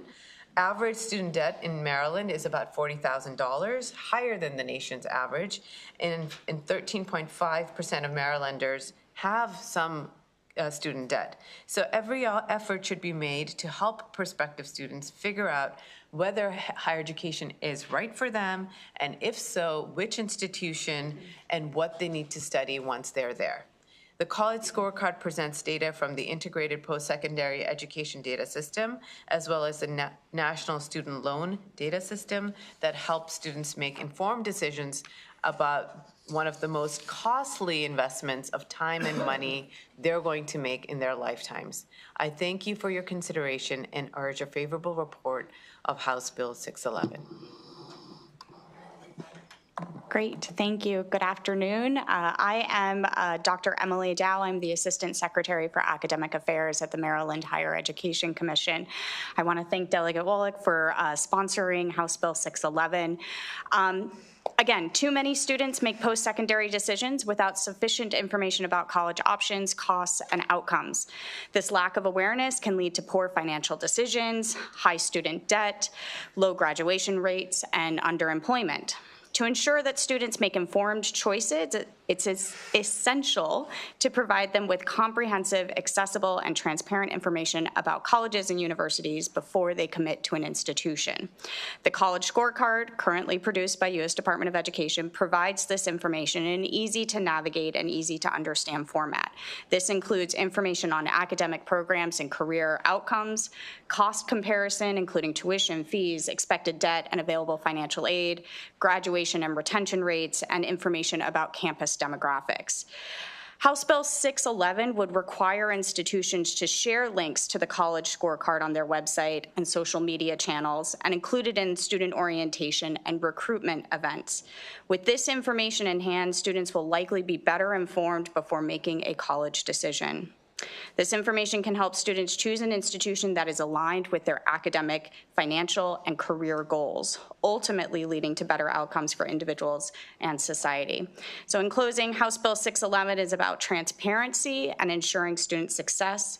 It is aligned with MHEC's commitment to an equitable and accessible higher education system. I urge a favorable report. Thank you. Very much, bill sponsor. Are there any questions from members of the committee for the bill sponsor, the witness on this bill? Great. We have a virtual witness, Tissa Silver Kennedy. Thank you very much for being here, and if you could provide your testimony in 2 minutes. Thank you. Thank you. Greetings, Chair Barnes, Vice Chair Chang, and members of the committee. I'm Dr. Tisa Silver-Kennedy, founder and executive director of the Maryland Center for Collegiate Financial Wellness. The heart of our mission is to help Maryland students make informed decisions about higher education and how to pay for it. A common refrain that we hear from our clients is, "I wish someone would have told me." Whether it's about the burden of student loan debt, the lack of career opportunities, or lower than expected pay, each regret points to a person's desire to have achieved a better return on their investment in higher education. The greatest ROI is achieved when a person can minimize their costs, maximize their benefits, or employ a combination of both strategies. But the estimated ROI is just that, an estimate. And if that estimate is built on faulty assumptions, then student outcomes may suffer. Students must have accurate information to make informed decisions. So we refer Marylanders to federal government resources such as the College Scorecard, the College Navigator, and the CFPB's Grad Path. We direct them to school websites for details on admissions and financial aid processes, costs, and sources of funding. But the presentation of information varies by campus, and this can create a frustrating experience, especially for first-generation students and others who are handling the selection process without support. HB 611 requires institutions to share existing information in a deliberate and coordinated fashion across the campus ecosystem. This bill refers to information that financial aid professionals know very well already due to federal reporting requirements. Having a state-level requirement will ensure that this information remains available with prominent positioning for students to reach with relative ease. In closing, HB 611 provides schools with ample time to build or enhance their existing web spaces and the opportunity to encourage informed decision-making and financial preparedness for what is likely the most significant financial decision of the student's life at the point that decision is made. Thank you so much for your consideration, and I ask that you issue a favorable report on HB 611. Joining us virtually and providing your testimony. Are there any questions from members of the committee? That concludes the bill hearing for House Bill 611. The committee will now move on to House Bill 704, Delegate Weivel, Higher Education, Maryland Graduate and Professional Scholarship Program, eligible institutions. Delegate Weivel.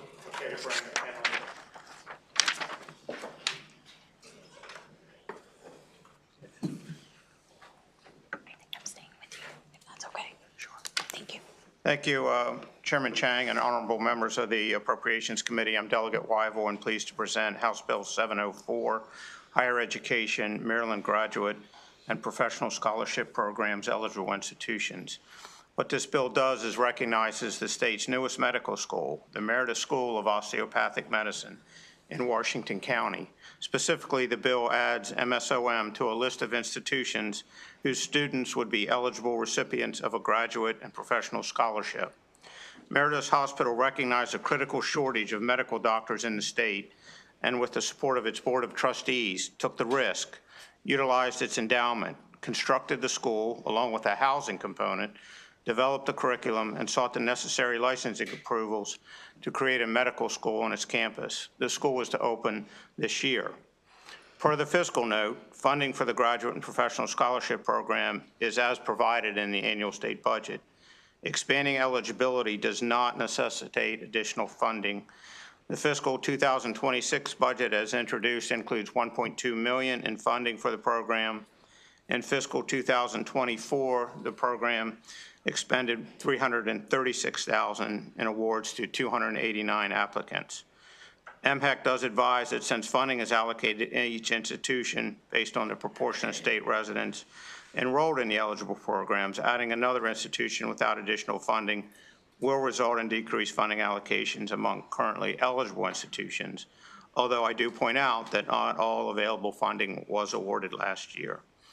I ask for a favorable report on House Bill 704, and thank you for your consideration. Good afternoon, Mr. Chairman, members of the committee. My name is Joel Huffer, and I represent Meredith Health. I'm here to express strong support for House Bill 704, which seeks to expand eligibility for the Maryland Graduate and Professional Scholarship Program to include students attending the Meredith School of Osteopathic Medicine, or MSOM. I urge you to pass this crucial legislation that will benefit Maryland residents pursuing medical education in our state. The current exclusion of MSOM from the scholarship program creates a potential disincentive for Maryland students to choose to attend this in-state institution. Without this change, our students cannot access the same financial benefits available to their peers at other Maryland medical schools. This disparity penalizes Maryland residents with high financial need who wish to pursue their medical education at MSOM and potentially forces them to seek education out of state. MSOM does not stand to profit from this change. Our institution will receive the same tuition regardless of whether this bill passes. The sole beneficiaries of this legislation are Maryland students who will receive this much-needed financial relief. Our goal is to attract as many Marylanders as possible to our program. Currently, 30% of our accepted students are in-state residents. When fully rolled out, our total class size will be 180 students. Therefore, we anticipate approximately 60 in-state students per year long-term. Of these 60 students, we expect a proportional number to be eligible for this student aid, comparable to other medical colleges in Maryland. Passing this bill is an investment in the future of healthcare in our state. By providing equal access to financial aid for MSOM students, we can encourage more Maryland residents to pursue medical education within the state, reduce the financial burden on our future physicians, and increase the likelihood that these students will remain in Maryland to practice after graduation. This legislation will level the playing field for Maryland residents choosing to attend MSOM, provide crucial financial support to our students, and ultimately contribute to a stronger healthcare workforce in our state. I ask for your favorable report. Thank you. Great, thank you. Again, good afternoon. For the record, I am Emily Dow. I'm the Assistant Secretary for Academic Affairs at the Maryland Higher Education Commission. I want to thank the delegates for their sponsor of this bill. House Bill 704 would expand the Maryland Graduate and Professional Scholarship Program to include the Emeritus School of Osteopathic Medicine and MSOM as an eligible higher education institution. MSOM received conditional approval from our agency on August 28, 2024, to operate in Maryland as a private nonprofit institution. MSOM is owned and operated by Maryland-based Meritus Health, based in Hagerstown, Maryland, and is funded by the Meritus Health System. MSOM is focused on educating future doctors to practice osteopathic medicine in rural and underserved areas in Western Maryland and other rural areas of the state. They expect to welcome their first class of 90 students this July. Per their conditional approval, MSOM must maintain a financial guarantee as required by regulation, pass a second MHEC on-site evaluation at the end of their first instructional year to ensure that they remain in compliance with regulatory standards, and obtain accreditation from an accreditor recognized by the U.S. Department of Education within 8 years. MSOM achieved pre-accreditation status with the Commission on Osteopathic College Accreditation, often known as COCA, on September 10th, 2024. MHEC recognizes the work undertaken by Meritus, Washington County's largest healthcare provider, to train future doctors in the area due to the physician shortage and aging physician population. In closing, MHEC supports House Bill 704 and asks the committee for a favorable report. Thank you. Thank you very much, Bill sponsor and also witnesses. Are there any questions from members of the committee? Thank you very much. That concludes the bill hearing for House Bill 704. The committee will now move on to House Bill 20. It's a departmental bill, Consolidated Transportation Program, Prioritization, Transportation Investment Priorities Act of 2025.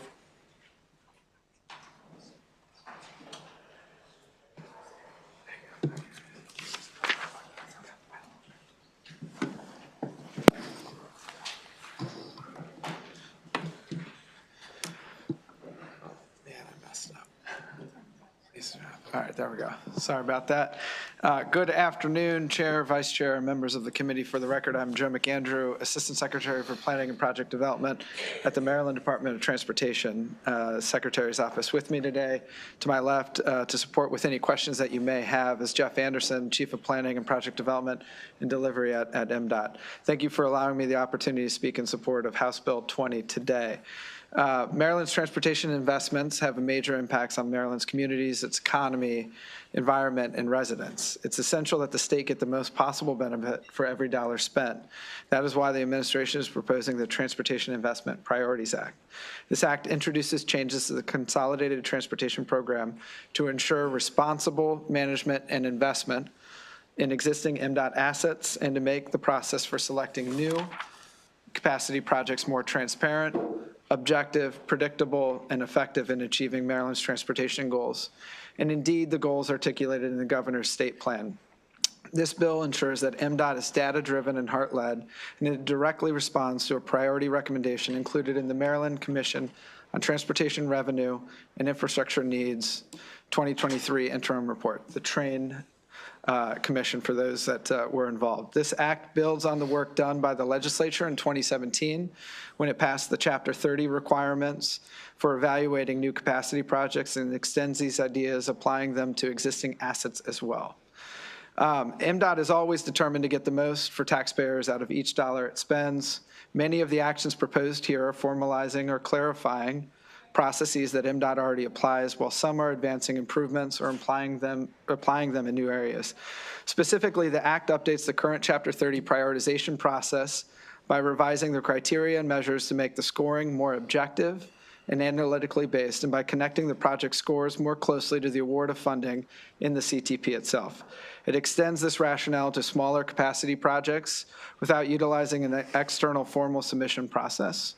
And to increase transparency, it alters the makeup, chair, frequency, meetings, and responsibility of the Maryland Transportation Commission to provide a public forum to discuss project prioritization, the capital program, and the department's finances. To better connect the plans with outcomes, the bill makes explicit links between the performance measures that we have as a department and the Maryland Transportation Plan, the state's long-range transportation plan. To ensure fiscal stewardship, the bill codifies the requirement that MDOT continue and further advances its development and use of asset management practices to prioritize investments in state of good repair for existing highway and transit assets.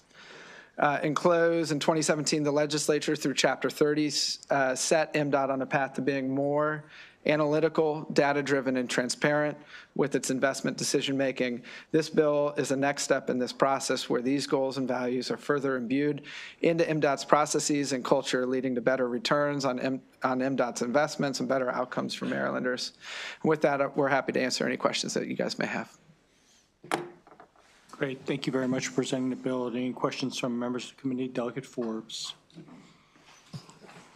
Thank you, Mr. Chair, and thank you for the presentation of the bill and bringing the bill. Is there a scenario where the county would have to pay for a feasibility study for a state project in this bill? The way that I was reading it, I was confused. Great question. We've been working with MACO and various stakeholders on that front.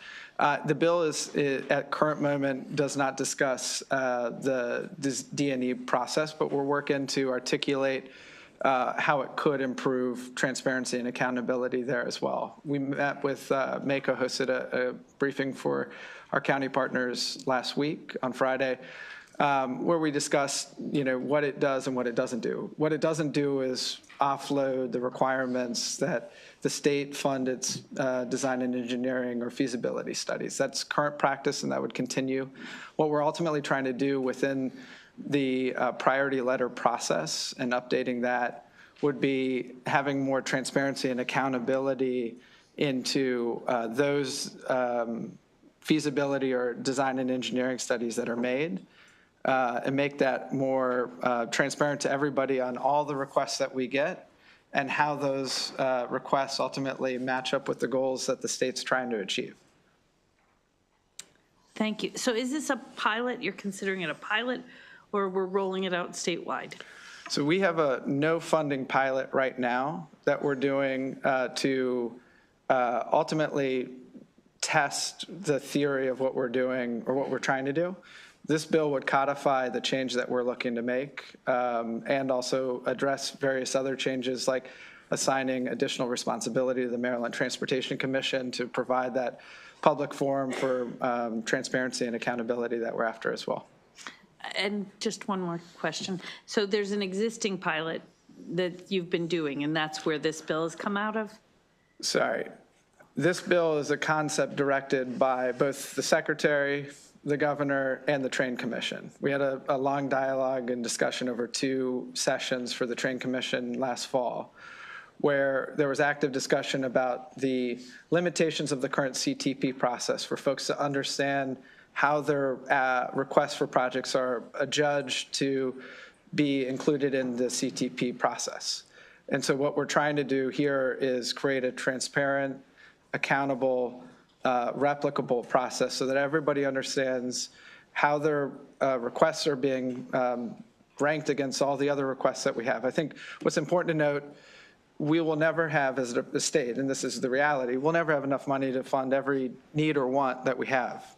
And so we need to prioritize, both for our own internal operation, but to better, work with our local partners to support them and their priorities as well. And so that's what we're trying to do here with this process. It's not anything more than, I would argue, good governance and taking the good work and the step forward that was taken with Chapter 30 and taking it to that next level.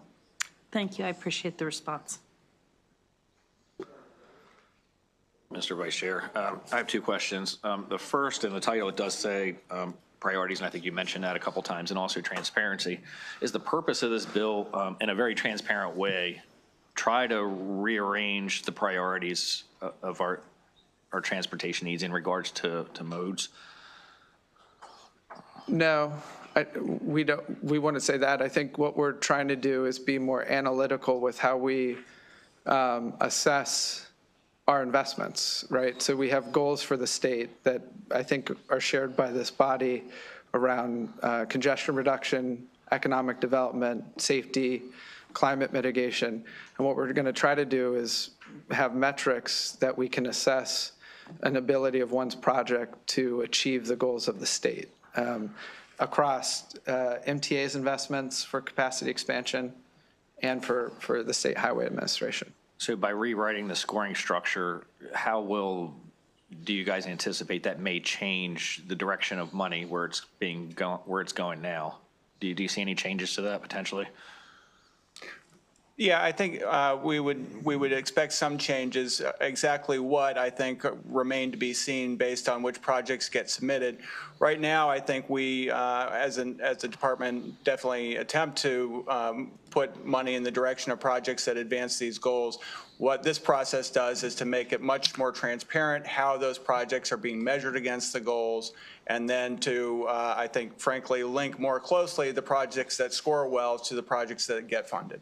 Mr. Vice Chair, that was a follow-up to my first question. My second question has to do with, I do like the part about the road and bridge and analyzing and reporting back. I think that's great. But on the road piece, when it comes to system preservation, it has 20 years. That's great for bridges, but the cycle that we go about resurfacing roads is 10 years. Would you guys reconsider that time frame? Because we wouldn't want to know sooner than 20 years where we are in our resurfacing efforts.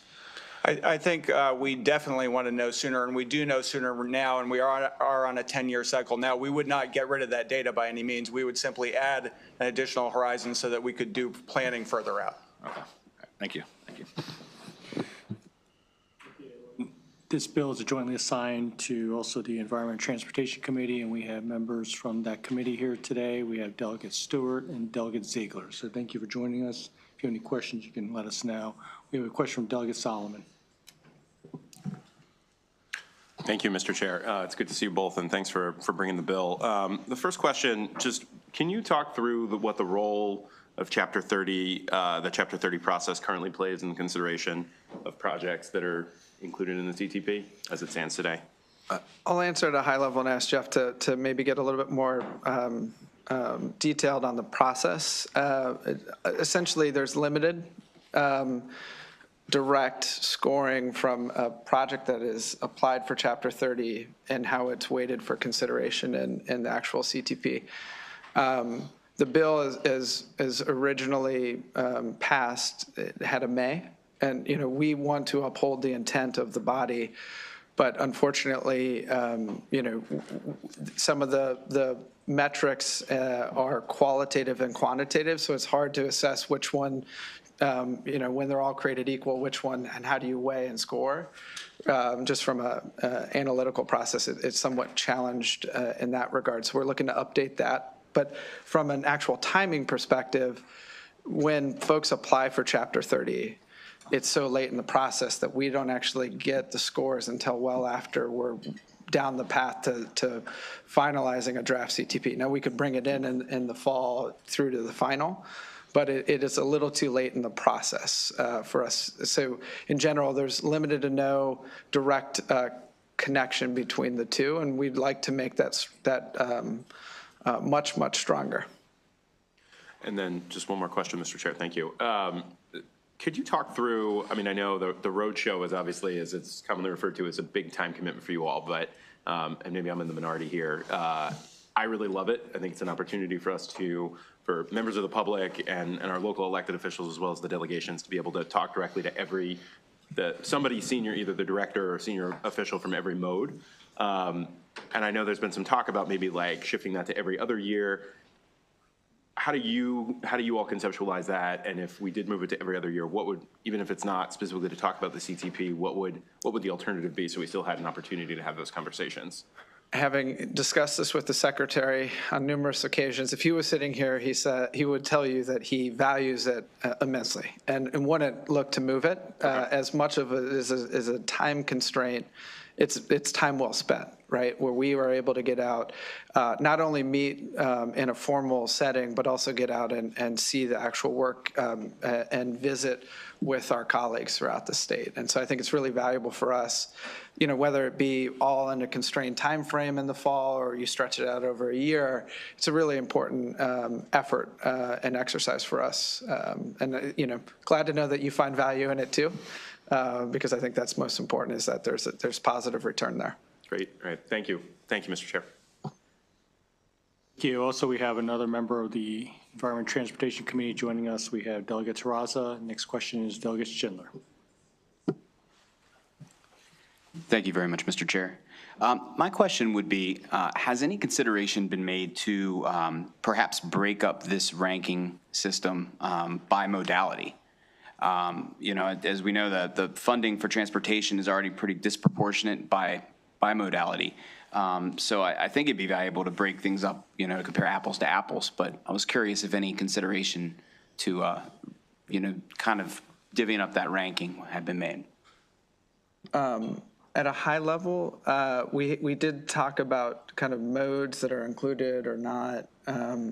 And I think where we've, also analyzed where peers throughout the country have done this work. And generally speaking, the common practice is there's similarities between transit and roadways.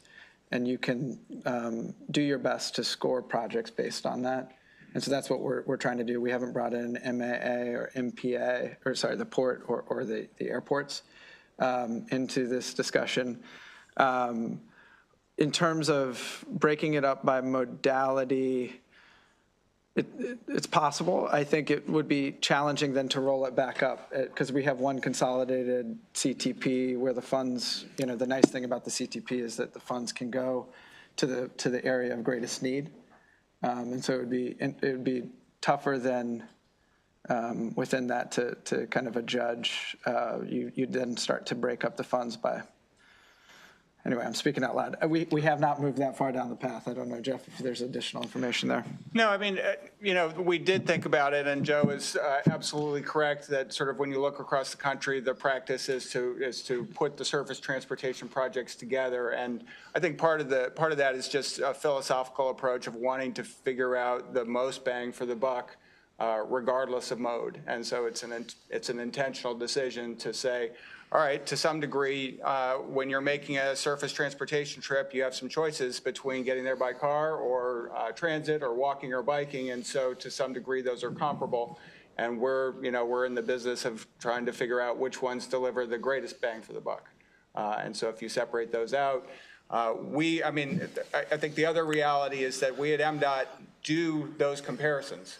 We have a central trust fund, and we decide how to allocate money between the modes. That is an implicit prioritization right there. And so we think this makes this more explicit and more transparent on how that's being done.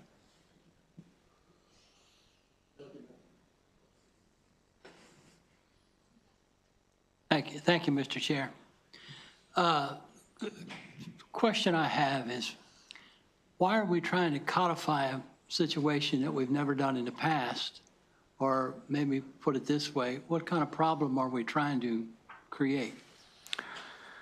A couple items of note. One, we have codified in law today a Chapter 30 provision that we need to run adjacent to this process. It's in law, we need to run it every year. And so what we're trying to do is update within that chapter how to make that the intent of that provision from 2017 implementable and more targeted towards, I think, the shared outcomes that the General Assembly was after in 2017 when they passed that law would be a lot of it. Some of it is just best practice and how we look to go about getting more scientific and analytical on the system preservation program and the SGR program, State of Good Repair program that we have at the department. And I think, we also want to, enhance the role and the effort that we expect of the Maryland Transportation Commission. It's an entity that exists. We'd like to assign it additional responsibility. Do you have a special way that you prioritize projects? You want to take a step? Sure. Currently, there is the Chapter 30 process, as we discussed already, and that doesn't have an enormous bearing on what goes into the CTP currently, frankly.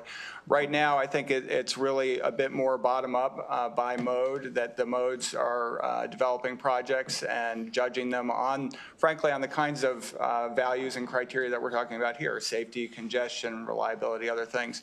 But it's a little bit of a black box, and I think that's what you're seeing this legislation responding to, is that externally, it's not clear to stakeholders, partners, to the legislature exactly how those decisions are being made.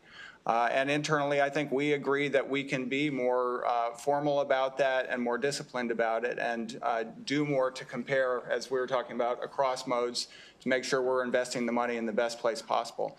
Just going back briefly to your previous question, I think part of this is actually decodifying some things. Chapter 30 was very specific in the legislation about not only the values that we're pursuing, but the exact specific ways to measure it. And that has created some issues for us and some inflexibility and some bringing in of some scoring parameters that are not exactly objective or data-driven or analytical. We're taking those out in this legislation and saying, we're going to specify the values, but frankly, leave us a little bit more flexibility to actually make sure that the process for measuring those is analytical and to give us the capacity to update those processes as better data become available or better analytics become available. Thank you, Mr. Chair. And your second part of your question was what I was looking for, so Great. Answer. Thank you very much for the work that you put into this. I know that this was a result of many of the counties and jurisdictions being unhappy with the previous process.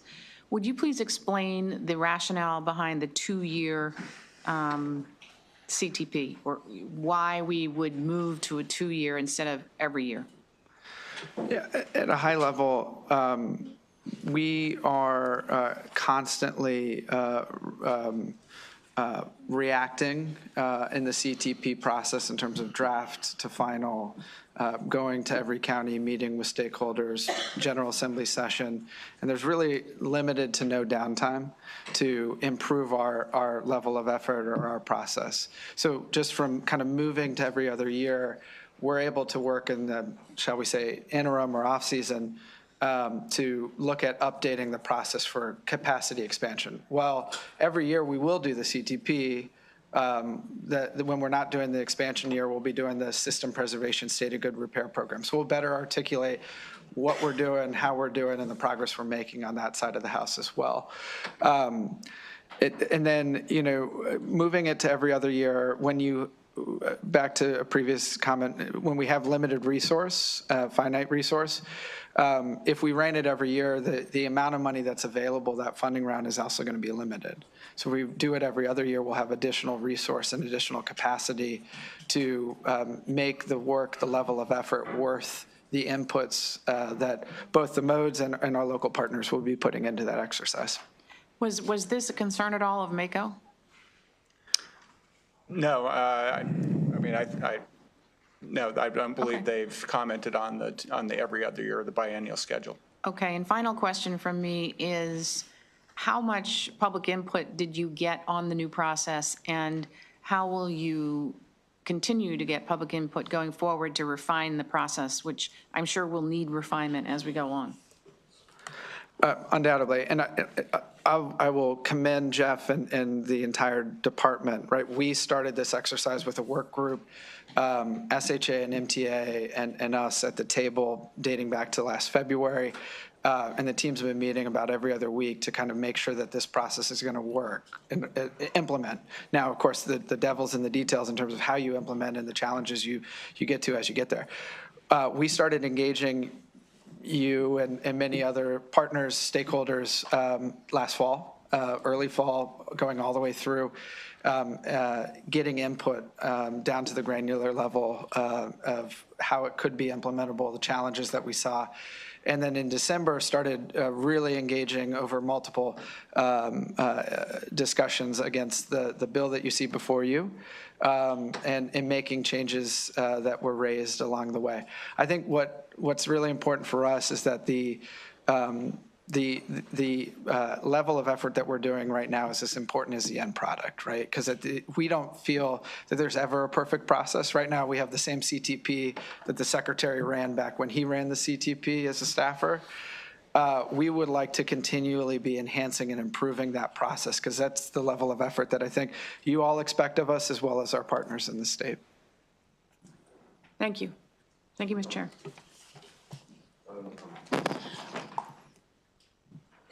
Chair.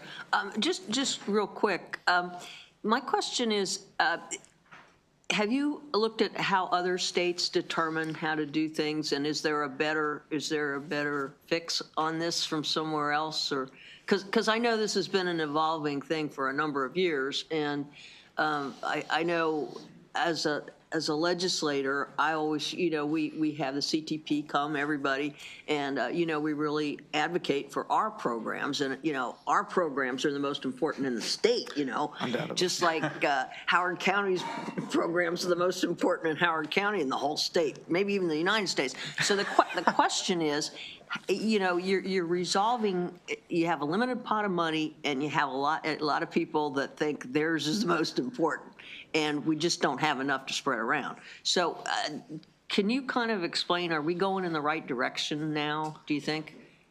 I think so. You want to talk about Sure. our research? Yeah, so the first thing we did as a work group internal to MDOT is to go out and look at what other states had done.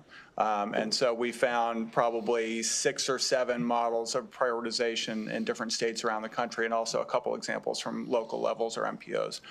We definitely looked at sort of what they were doing and pulled out what we thought was the best, and I'm hopeful that we will end up with the best after all of this. I think that is sort of you got immediately to the heart of the matter. We have a ton of needs from all kinds of, very legitimate needs, limited resources, and we need a rational way to make sure that we're getting the best projects out of that. And this is, one of the things that I think is going to be a benefit is that people can see how decisions were made, but even more, perhaps more importantly, is that you'll see, oh, here's why my project, which is a big priority for me, maybe didn't score as well as I thought. I know what to do to actually make it better. I have resources at MDOT who can help me think about the project scoping or elements that could be added or withdrawn that can actually help it to score better, so that you can actually understand sort of how decisions are being made. And I think this was one of the quotes from the Train Commission testimony that, people don't mind a test as long as they know what the subject's going to be and how the scoring is going to work. So.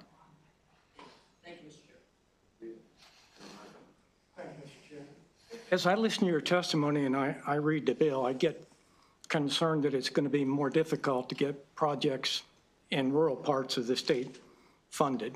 My experience has been anytime we use a formula and an algorithm, it could be biased. And are my concerns misplaced, or do you have any reason to think that there could be less money, fewer projects approved in rural parts of the state?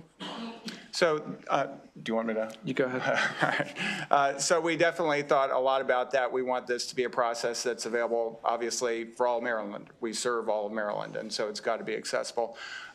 We have done a couple things that I think are important. One is, as we talked about earlier, just the process that we've taken to develop this. It means working with all the counties and all of our counterparts. So trying to make sure that we're not accidentally setting up any barriers to getting things in. We talked about the feasibility studies and the fact that that will remain squarely with MDOT for MDOT facilities. Trying to clarify the process for getting feasibility studies from MDOT done through the priority letters. It's another step that we're being very explicit about because, you know, that's how it happens now. It's going to continue that way, but we think it can be clearer. In terms of the criteria, we did some interim testing on past projects that have been submitted. And basically, I didn't see any particular pattern in terms of bigger projects or smaller projects or tendencies towards urban or rural. But that's frankly one of the reasons we want to do the pilot round, is to actually a no funding pilot round where nothing's really at stake, so we can test it out and make sure that we're getting the kind of results we see. And then the ranking is just the first step in a three-step selection process to get in the CTP. The first step is to rank all the projects and release that publicly in the draft. The second step is to basically do the CTP tour and get feedback from the public and get feedback in other ways through the web and online and other means. And then the third step is that the secretary, at the secretary's discretion with an ability to explain why decisions get made, can actually substitute projects in and out of the list. That decision to make changes to the list would go in front of the MTC, but things like geographic equity or an emphasis on safety or other things might be a reason that substitutions would get made. So I think, you know, as Joe said, like, we don't think we're built the perfect system from the start, but I think we have a lot of the processes in place so that we can adjust and update it to reflect the kind of results we're getting. Thanks for your explanation. Thank you, Mr. Chair. Well, the next 5 witnesses, whoever gets to the table first can start testifying. Martin Harris, Beth Osborne, that's actually virtual. Martin Harris, Ben Lynn, Justin Tolles, Amanda Carr.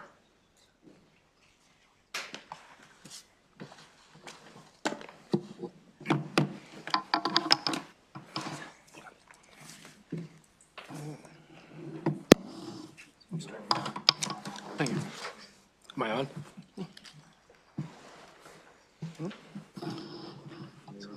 Am I on? It says, please do not press. So can you hear me? Okay. Hi, good afternoon. I'm Martin Harris. I am the Director of the Department of Public Works in Charles County. Good afternoon, Mr. Vice Chair, Mr. Chair, and members of both committees. And I'm here, of course, in support of HB 20, the Transportation Investment Priorities Act. As was said by the previous panel, the bill is basically addressing a lot of us at the local level refer to as the Chapter 30 scoring process to help us rank and guide the selection of the locally advanced state transportation projects. As was also mentioned, this bill basically came about and then was modified about 8 years ago, but as has been referred to in a couple of different ways, it's never really quite worked. And for us at the local level, we've been left with a somewhat involved process of things that we've had to do, but whose results we didn't quite understand, and its overall impact was a little bit unclear. This is something that Delegate Solomon just made reference to in his comments. I think generally speaking, the goals of the House bill and its Senate cross-file seem to be to bring increased clarity to the process, consistency to the evaluation methodology, and understanding of the cost to the system. And overall, I think the measures really do that. It does put a major focus on the state of good repair, which is something that we like.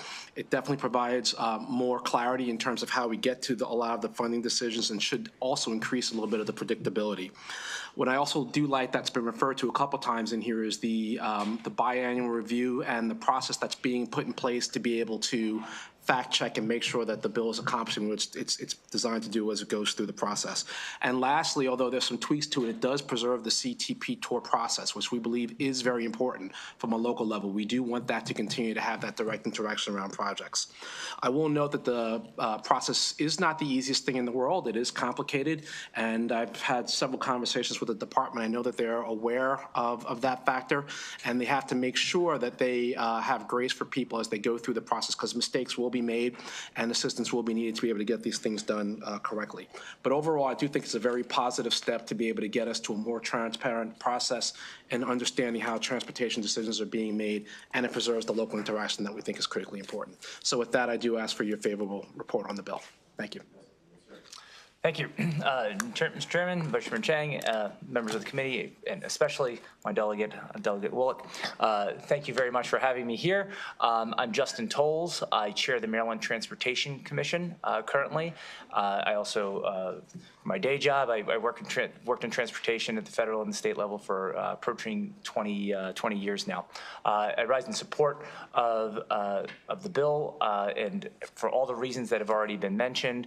There's a couple, and I'll point to my detailed testimony in the written submission. However, there's a couple things I just point out. I mainly would focus on the part that this creates clear, critical clarity and transparency. I mean, that is really the key thing here. That way, everyone across the state, can see exactly how the decisions were come to, and there is a process clearly in place for that. The other thing where I'd focus my comments is on the changes to the Maryland Transportation Commission itself. Having previously worked in the governor's appointments office and having dealt with all the 700 plus boards and commissions across the state, I think it's very important to ensure that every board and commission actually has a very critical function that is benefiting the department for which it, under which it runs, or for the citizens of the state of Maryland. And coming into this position when the governor appointed me chair, we wanted to make sure that the commission was actually fulfilling that role. And this legislation really takes that group of people, that commission that provides a really key interface between the department and the public, and it strengthens it and brings it to a level, I think, that actually will benefit the department and the state and the resources that are spent on there. So we very much support it and encourage a favorable report from committee. Thank you. Good afternoon, Chair, members of the committee again. For the record, my name is Benjamin Lin, and I am with the Amalgamated Transit Union Local 689. Local 689 strongly supports House Bill 20 and urges the House Appropriation Committee to issue a favorable report. The bill is a necessary measure for funding transit and transportation programs across the state of Maryland.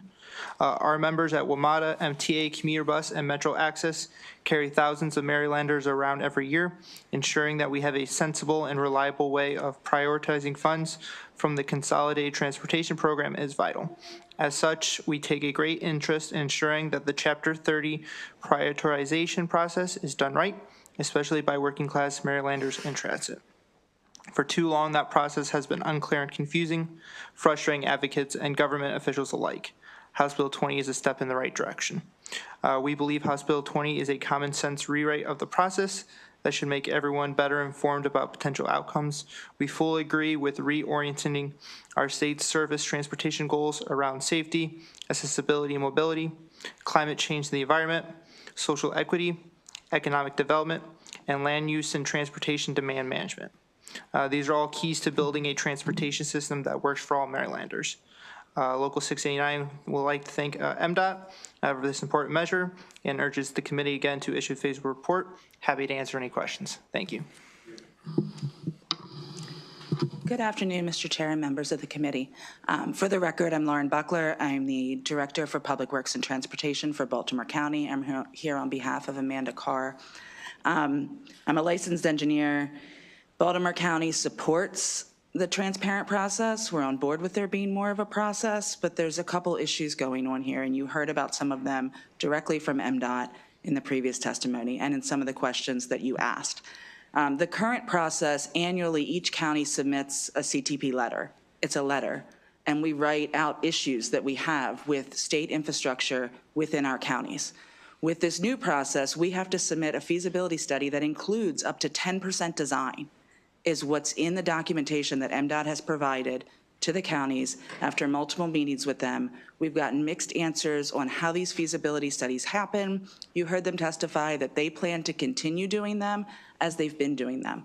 I can say, for an example, in Baltimore County, the third largest jurisdiction in the county, of the 30 projects we submitted in last year's CTP, one has a feasibility study. So under the current pilot process, we can't submit any of those projects because there isn't a feasibility study to submit. So I heard you ask questions about the timeline with this and the 2-year cycle. With the way that that cycle ends up laying out, as it's spelled out in the bill and the current guidance that they've provided, it could be 3 to 5 years before something that we've asked for moves to get a study from MDOT and then moves to be acceptable that it can go into the portal to be rated, to even get in the queue. So some example projects that were in our queuing, we've got some major state-owned operated roads in the county that have high pedestrian fatalities, serious safety concerns. Those have been in our letters. Those don't have studies. We have the data from the police. We know what the fatalities are. It goes back to 2020. They're the highest roads in the county with pedestrian fatalities, people dying. I can't put that in the pilot the way that it's set up. So we've got a pilot coming in at the same time that we're trying to codify how this pilot happens. If we're gonna work through this pilot, let's work through this pilot and figure out how this works to get these projects in that are state projects that happen to be located in counties.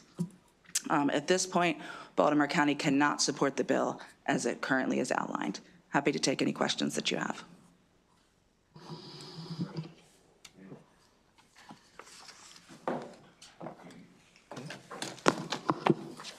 Now, whoever's standing in for Amanda, you did sign up favorable with amendment. Do you have an amendment?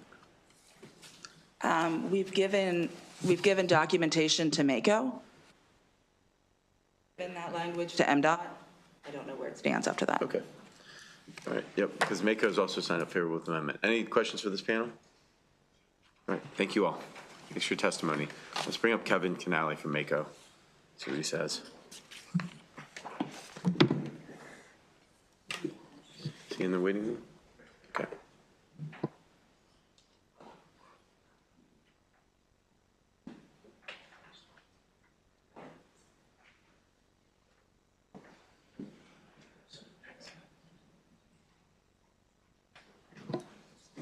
Kevin, you with us? Thank you, Mr. Chairman. Excuse me, sorry about that. Thank you so much.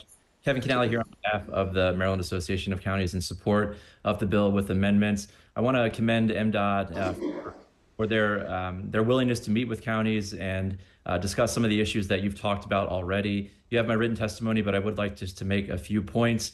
While well-intentioned, this formula does risk sidelining rural and suburban areas by favoring projects in the state's urban core, where the congestion metrics would dominate.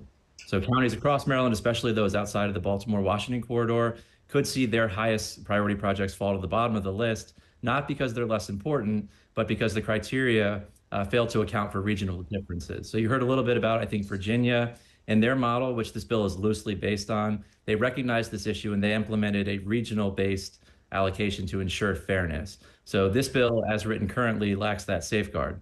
Further, the bill's application process risks shutting out smaller jurisdictions that lack the resources to navigate complex and technical scoring requirements.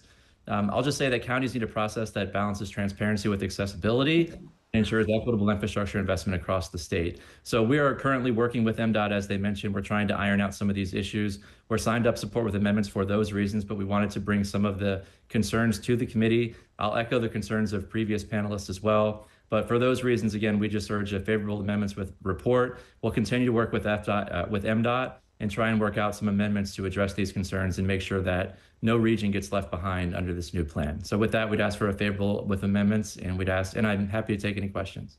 Okay, you're going to get us your amendments, right? So again, we're going to work with MDOT and try to, again, develop some. You haven't envisioned amendments yet? You're just. Correct, okay. Correct. We're continuing in talks with them. Any questions? All right, good to see you, Kevin. Thanks for being with us. All right. We do have someone who signed up unfavorable, Jason Stanford. Is Jason online? From the Northern Virginia Transportation Alliance. No? Okay. Okay. Oh, in person, Jason Stanford? Okay. All right. Well, that concludes the bill hearing. Delegate Edelson, House Bill 84.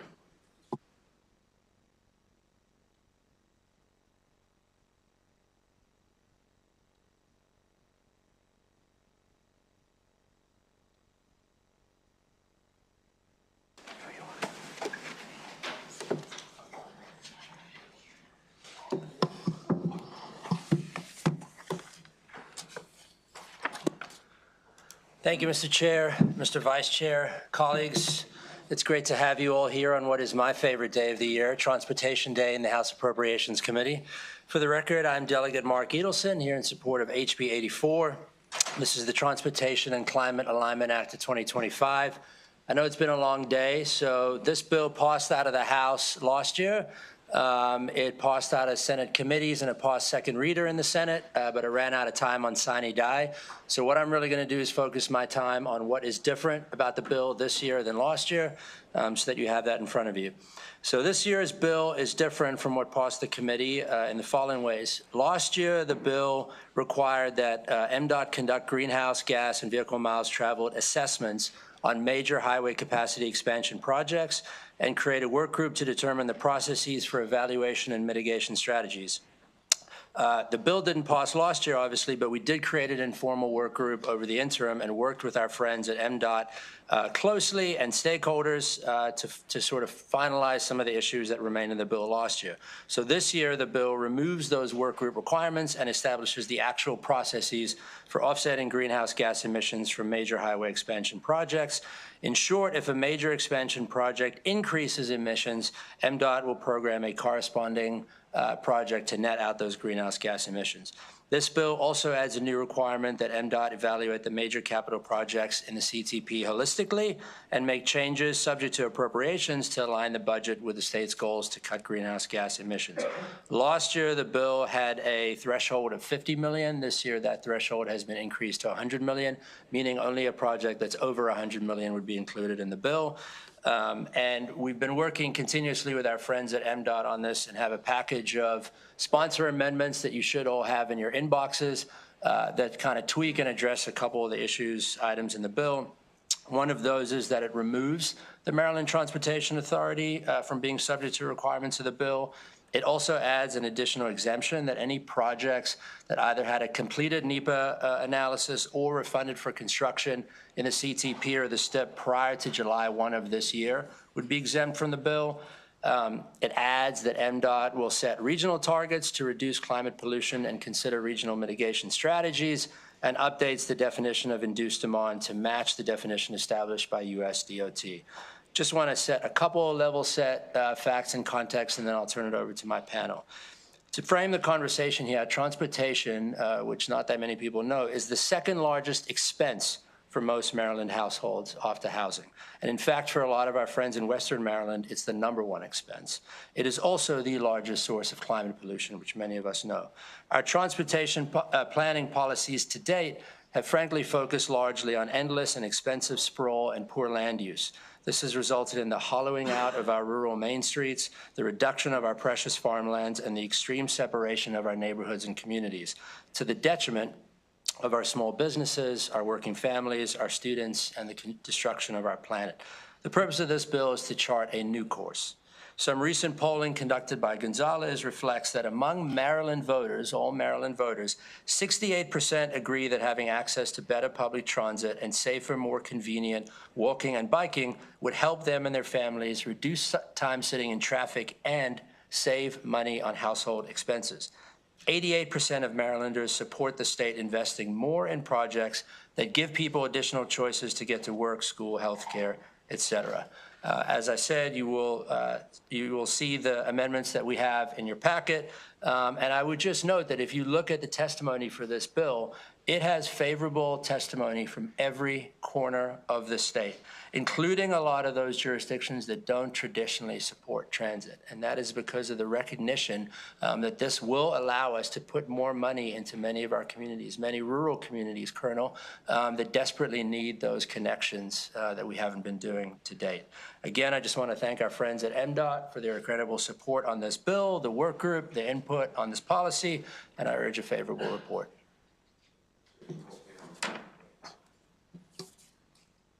Sure. Good afternoon. Again, Chair, Vice Chair, and members of the committee, thank you for the opportunity to testify about HB 84, the Transportation and Climate Investment Act. For the record, Joe McAndrew, Assistant Secretary at MDOT. As the good delegate has said, Maryland's transportation sector is the largest contributor to greenhouse gas emissions. We have made good progress over the last decade. Climate pollution from surface transportation has dropped more than 12%. Due to better fuel economy and more electric vehicles on our roads. There are now more than 127,000 electric vehicles in the state of Maryland. Still, there's more work to be done to meet the transportation share of the requirements of the Climate Solution Now Act to reduce emissions by 60% economy-wide by 2031 and achieve net zero emissions by 2045. That is why, since last session, MDOT has worked closely with the bill sponsor and other members of this committee and our environmental colleagues and partners here today to identify an approach to this legislation that balances the environmental goals, statewide transportation needs, and implementation considerations for the department. We support the legislation with sponsor amendments to reflect these conversations. The amended bill will help ensure we continue to make progress in our consolidated transportation program towards the state's climate goals. Importantly, this legislation will not affect current expansion projects that are funded for construction in the CTP or in the transportation improvement programs or have completed NEPA documentation. It will also not affect projects that do not expand highway capacity. The Maryland Department of Transportation is committed to doing our part to address the climate challenge that we face here in the state. And that is why we have worked closely on this legislation over the past year and look forward to working with the sponsors and the committee as you consider this bill moving forward. Thank you. Thank you, Chair and members of the committee. My name is Lindsay Mendelson. I'm the Senior Transportation Campaign Representative with the Maryland Sierra Club. The Maryland Sierra Club has 70,000 members and supporters across the state. And the Transportation and Climate Alignment Act is a priority bill for us, and we urge a favorable report. This bill encourages more investments in public transit, walking, and biking. This helps to cut the pollution that fuels the climate crisis and impacts our health. Vehicles on our road are a major contributor to climate pollution and ozone pollution that results in the formation of smog. In fact, more than 8 in 10 Marylanders live in areas that are designated as failing to meet the EPA's standards for ozone. And Baltimore Region and Cecil County are in serious non-attainment of these standards. This pollution makes it more difficult for people to breathe, it aggravates lung diseases, it increases the frequency of asthma attacks, and visits to emergency departments are higher in areas that fail to meet these standards. Communities that live near highways and major roads, especially communities of color and low-income communities, experience higher rates of asthma, noise pollution, and unsafe pedestrian conditions. When the state plans new highway expansion capacity projects, it's important that these impacts on our health and climate are addressed, and this is what this aim bills to do. This bill would help also get on track to implement key strategies in the state's climate pollution reduction plan and components of Governor Moore's executive order on climate change. With the absence of action on climate change at the federal level, it's more important than ever that states are stepping up and investing in green infrastructure that cuts the pollution that's fueling extreme weather events from wildfires to floods, that is destroying livelihoods, destroying homes. And as a start, we can do that by having more transparency about how our dollars, including new revenue, are being invested in the state's transportation budget. Thank you. Thank you. Good afternoon, committee members. My name is Miguel Moravec, and I work at RMI, a market-driven clean energy institute. We conducted a benefit analysis of TCA and found that it would unlock $62 billion worth of direct cost savings to Marylanders from 3 buckets. Primarily from number 1, reduced vehicle operations costs, number 2, improved safety, and number 3, reduced climate pollution. On bucket number 1, according to the American Auto Association, it now costs $12,000 a year to own and operate a vehicle. That's $12,000 per car when Marylanders on average own 2.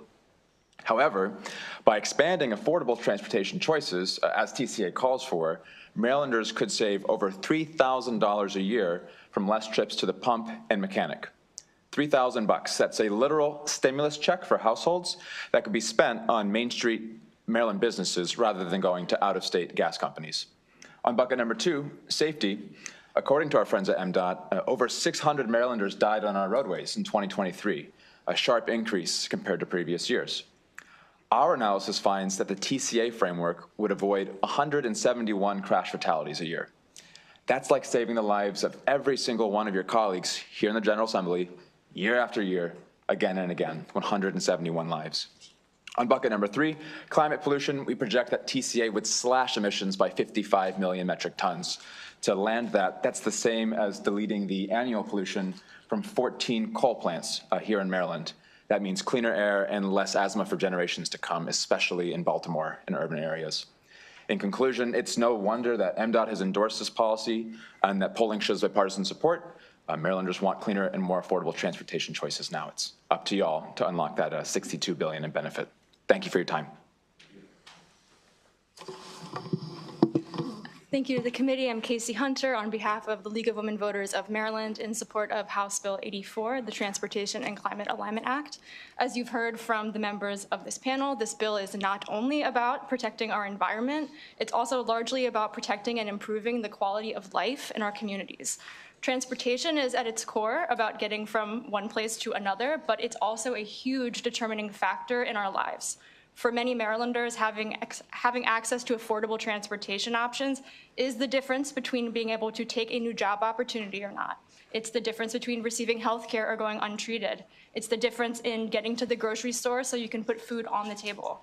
When we invest in expanding transportation choices, we're connecting our communities. Marylanders deserve more affordable options like walking, biking, and transit to ensure equitable access to key opportunities. And we're not just talking about investing in metropolitan areas. This bill would benefit more rural communities as well by expanding broadband access and investing in bike and pedestrian infrastructure. In fact, recent polling found that 83% of Marylanders living in rural areas support the state investing in projects that give them more transportation options. The TCA would also benefit overburdened and underserved communities who are disproportionately burdened by transportation costs. As Miguel from RMI mentioned, reducing vehicle travel by 20% would save the average Maryland household more than $3,000 annually, putting money back into their pockets. Maryland has a scarce transportation budget, as this committee knows, but we also have very clear goals for a competitive and sustainable future for our state. And that's exactly why we need this bill. The TCA would ensure that our limited dollars are invested in projects that create jobs, save Marylanders money, and make our state more economically competitive. The League urges a favorable report. Thank you. Thank you. Thank you for your testimony. Questions for the bill sponsor or the panel? Delegate, these amendments you worked on with MDOT, is that right? That's correct, Mr. Chair. It seems that they're maybe to make a little more palatable to the Senate when it moves over there. I hope so. They've been worked on with MDOT, and we have an excellent cross-file in the Senate in Senator Shelley Heddleman. Okay. And so I feel former member of the Appropriations Committee. There you go. That's how you know she's. We'll get them bill moving as quick as we can. Okay. Thank you, Mr. Chair. All right. Thank you all. Thanks for your testimony. We do have some more folks to testify. Ben Lynn, Terrence Fitzgerald, William Reed, Rory Murray. Come on up. Whoever gets to the table can start testifying. Good afternoon. This is Ben Lynn with ATU Local 689 for the third and final time today. Thank you for allowing me to provide testimony in support of this bill. Climate pollution, excuse me, climate pollution often affects working class people first, including Black and Brown communities, immigrants, and frontline workers. It hurts our members and riders alike. Unfortunately, transportation in Maryland is the primary source of climate pollution, and that pollution must be addressed if the state is serious about meeting its goal of reducing emissions by 60% by 2031. The TCA Act of 2025 is the vehicle to do just that by aligning expanded transportation with lower emission options like extensive, reliable, and accessible mass transit. Investing in transit is a win-win. Roughly for every $1 billion invested in public transportation, that creates approximately 50,000 jobs. Some of these jobs, many of them, can be good paying unionized jobs, either directly running transit service for the public, building transit systems, and unlocking access to job for workers. Under the TCA, preferred mitigation options would include improving and expanding public transportation, creating bike and pedestrian infrastructure, expanding broadband access, or other smart growth strategies, exactly what is necessary. Local 689 would like to thank the delegate for introducing this worthy measure, and we would urge the committee to issue a favorable report. Thank you. Good afternoon, Chair, Vice Chair, and Appropriations Committee members. My name is Dr. William Reed. I'm a resident of Frederick, Maryland, an executive board member of the Rural Maryland Council, a leader and board member of Progressive Maryland, and chair of Frederick County Progressives. I strongly support HB 84, the Transportation and Climate Alignment Act of 2025, which would cut pollution from Maryland's highway systems by investing in public transit, walking, and biking. As said by many in the panel, transportation is Maryland's #1 source of climate pollution and the second largest expense of families after housing. Marylanders deserve more affordable, accessible, and sustainable transportation options. The Transportation and Climate Alignment Act will help ensure every resident has equitable access to jobs, education, and health care by prioritizing investments in public transit and active transportation infrastructure. HB 84 requires the Maryland Department of Transportation to measure greenhouse gas emissions from significant transportation projects and align its budget with the state's climate goals.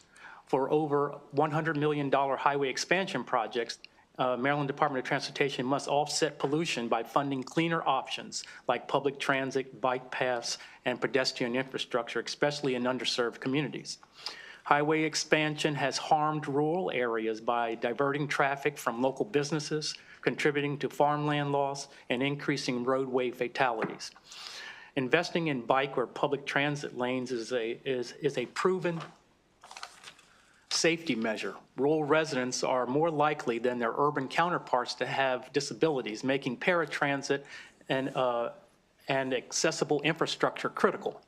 A recent poll, as stated previously, shows that 83% of Maryland voters support investing in transportation alternatives like public transit, walking, and biking. HB 84 is an innovative, forward-thinking policy that benefits our climate, economy, and communities. Let's invest in a transportation system that works for everyone. I strongly urge a favorable report on HB 84. Mr. Chair, Mr. Vice Chair, members of the committee, I'm Dr. Terry Fitzgerald speaking on behalf of Chesapeake Physicians for Social Responsibility in strong support of HB 84. CPSR is the Maryland affiliate of International Physicians for the Prevention of Nuclear War, winner of the 1985 Nobel Peace Prize. Our mission is to work to prevent nuclear war and to stop the advance of the climate crisis. We can predict multiple health benefits from the TCA. I cannot say much in 120 seconds, but very briefly, travel by public transit is safer. Protected bike lanes and multi-use trails are safer. Walking and cycling have the many benefits of increased exercise. Decreased vehicle miles traveled results in decreased pollution and therefore decreased heart and lung disease. These are all good things, but I want to emphasize the broader context for this discussion. The climate chaos created by greenhouse gas emissions. To put it in technical terms, we are in deep doo-doo. And things are just going to get worse unless we take serious action. The hurricanes and massive fires in this country are only a part of the picture. Droughts, heat emergencies, desertification, floods, sea level rise, all these lead to terrible human suffering, destabilize societies, lead to mass migrations, destabilizing other societies and triggering wars. This is serious stuff. But our society really does not seem to be taking it seriously. Maryland has taken steps, but so much more needs to be done. This bill presents MDOT with very real challenges, but if we're actually going to take the situation seriously, then we must be willing to take on serious challenges. Our motto and a principle of public health is we must prevent what we cannot cure. That is why we are here urging you to give a favorable report on HB 84. Rory Murray here on behalf of the American Council of Engineering Companies. There are about 90 engineering firms in the state of Maryland, and there's 7,000 employees. I want to thank the sponsor of the bill for all of his conversations that we've had, and we generally support the intent of the bill. We had two main concerns. The first was the threshold in the original draft of the bill was any project over $5 million. I think it's back up to $100 million, and we appreciate that.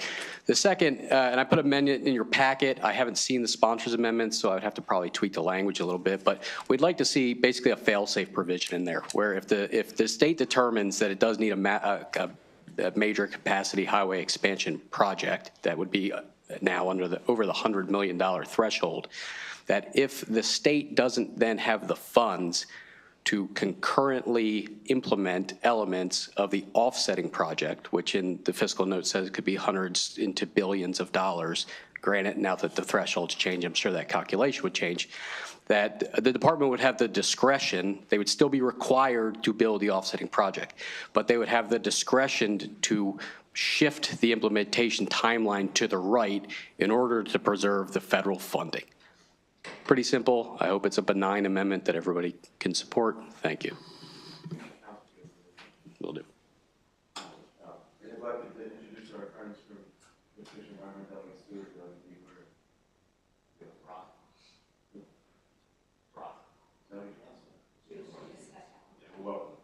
Any questions? Thank you all for being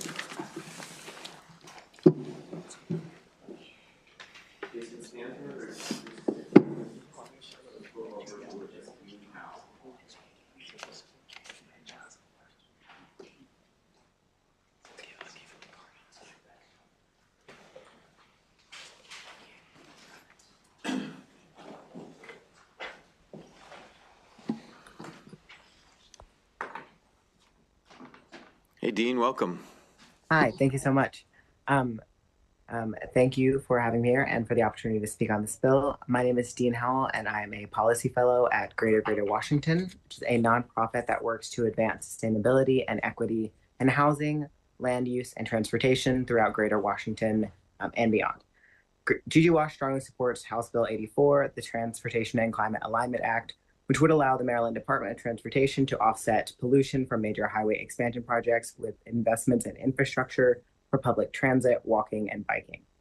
HB 84 would require MDOT to measure the greenhouse gas emissions of major transportation projects and align the state's capital transportation budget with Maryland's climate goals. For highway expansion projects over $100 million, MDOT must offset pollution with cleaner transportation options like public transit, bike paths, and pedestrian infrastructure, and prioritize investments in overburdened and underserved communities. These provisions will internalize the costs of the transportation sector that are not currently being accounted for. Maryland residents are currently bearing the cost of car-centric transportation infrastructure through increased transportation costs, air pollution, and reduced choice. Those who cannot or do not drive also pay in lost opportunities, reduced healthcare access, and in significantly increased transit time when public transit options are limited or unreliable. By prioritizing projects that expand public transit and active transportation infrastructure, we can ensure that Marylanders have the ability to choose what mode of transportation suits their needs. The Transportation and Climate Alignment Act will support equitable access for every Marylander to job opportunities, education, and healthcare. We ask that the Appropriations Committee give this bill a favorable report. Thank you. Thank you for your great testimony. Are there any questions? I don't see any. Thanks for being with us, Dean. Have a great day. That concludes the bill hearing. House Bill 432, Delegate Edelson. Please, if you have a panel, bring them up.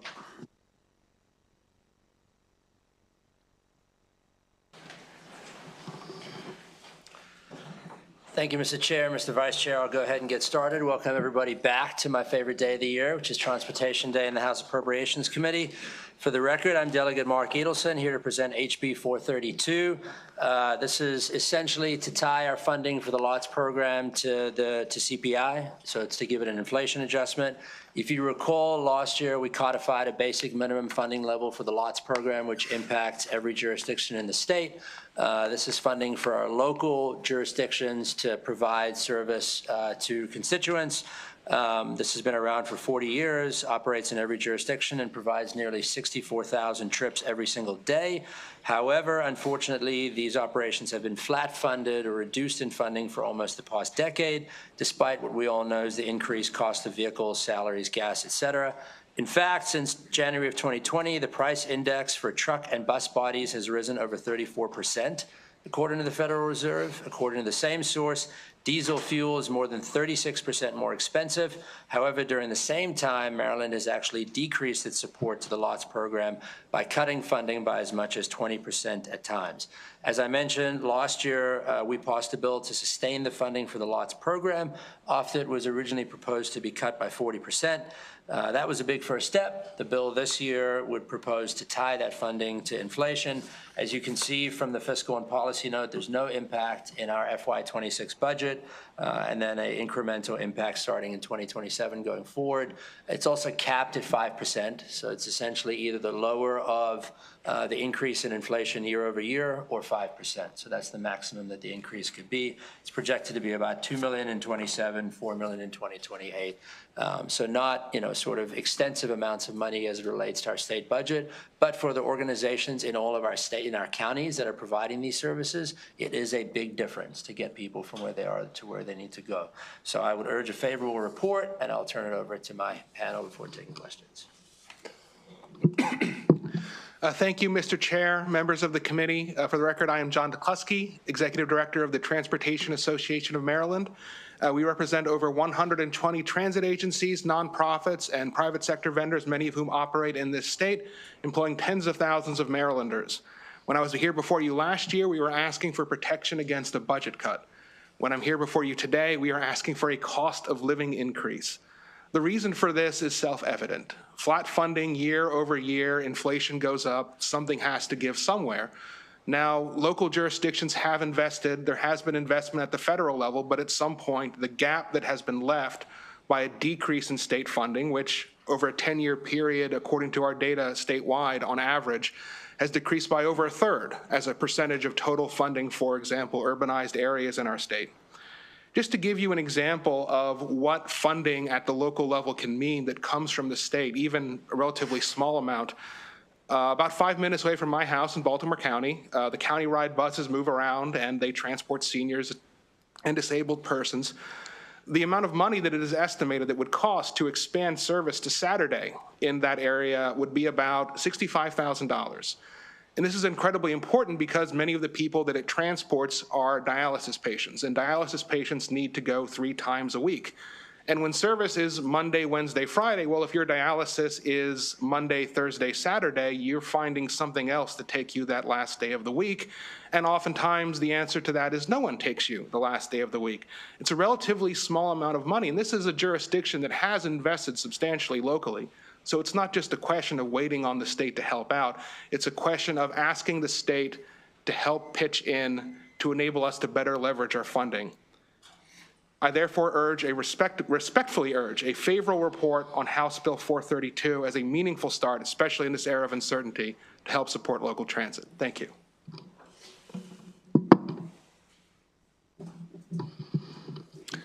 Good morning, Mr. Chair and the committee. I thank you for your time today, and we also want to thank you for your support of last year's bill that codified the LOTS program. I do want to reemphasize John's statement regarding the CPI index increase, as costs do continue to increase year over year for our transit systems. But I wanted to tell a story in a different way, a story about Anne Arundel County's transit system, a system that not only provides transit to Anne Arundel County residents, but also crosses the border to provide medical transport into Baltimore City for our residents. We also subsidize a line between Howard County and Anne Arundel County, and we provide key rural transit in our southern portion of our county that's on demand for our rural residents. Now, this story starts with our transit system providing just about over 100,000 trips per year to this year now 330,000 trips per year. So we're serving a lot more people because of the huge subsidy we receive from the LOTS program. It subsidizes about 25% of our operation budget.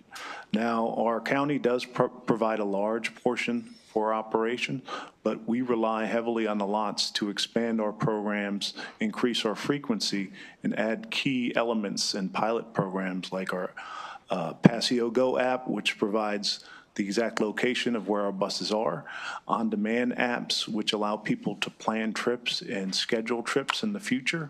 And it also subsidizes key staff positions for our TransDev operational management team to oversee that we efficiently operate our routes well.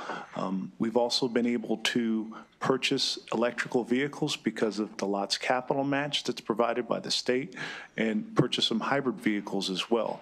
So we're able to make headways into being more environmentally friendly with the way we deliver transit, even though transit is already environmentally friendly since we're taking cars off the road and decreasing emissions.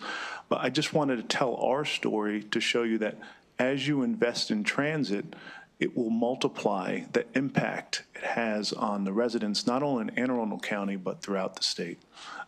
And I urge you. Tell them who you are and who you're. Oh, sorry. I'm Sam Sneed. I'm the Director of Transportation for Anne Arundel County, and I sit on the board for Central Maryland RTA. And I urge you to have a favorable report for this bill. Thank you. Good afternoon, Mr. Chair, Mr. Vice Chair, members of the committee. My name is Rob. I'm the Transportation Manager for the town of Ocean City, Maryland. And we've been talking today about the need to tie our transportation funding for the locally operated transit systems across the state to an inflation index. My agency very recently saw a 1-year increase in our variable cost to provide service of 14%. That's 1 year, year-over-year increase. Between last year and this year, the cost to purchase a brand new transit bus increased 18%, 1 year over a year increase. We all know that transit is not profitable. That discussion came up earlier today on this side of the room. Has to be funded from somewhere. We can only get so far by increasing fares. So if the other result is we have to raise the funding level that we're receiving from other sources in order to meet these inflationary pressures. In other words, flat funding is diminishing funding.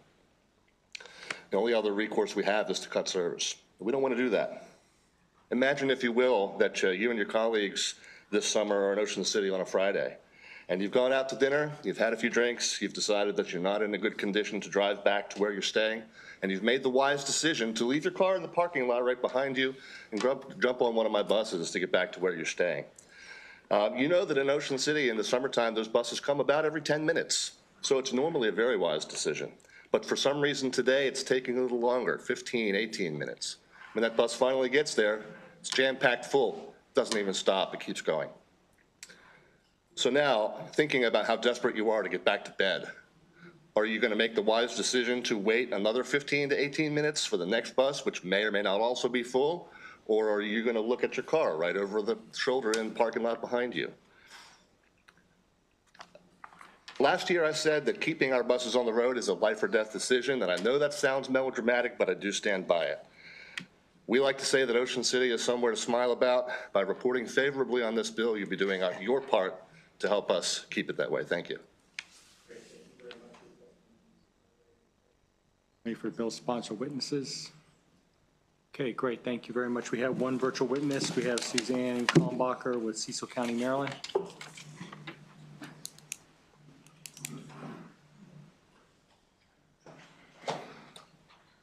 Good to have you virtually joining us. If you could please provide your testimony in 2 minutes. Thanks.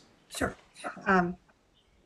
Mr. Chair, Mr. Vice Chair, and members of the committee, thank you for this opportunity to express my favorable opinion of House Bill 432. My name is Suzanne Kalmbacher, and I am the Cecil Transit Chief in Cecil County, Maryland. Over the past decade, Cecil Transit's operating costs have doubled. During this same time period, our state funding has decreased. Our cost increases are primarily due to driver wage increases, which are necessary to remain competitive in attracting quality candidates amid a nationwide commercial driver shortage. At times post-COVID, our vacancy rate was 60%. Cecil Transit has implemented innovative strategies for recruitment and retention, including the creation of safety bonus programs that are paid out quarterly and the development of an in-house CDL training program. However, that isn't enough. We must remain competitive with increased minimum wage and other important job rates around the county. Cecil County has doubled their annual investment in transit funding, demonstrating a strong commitment to public transit.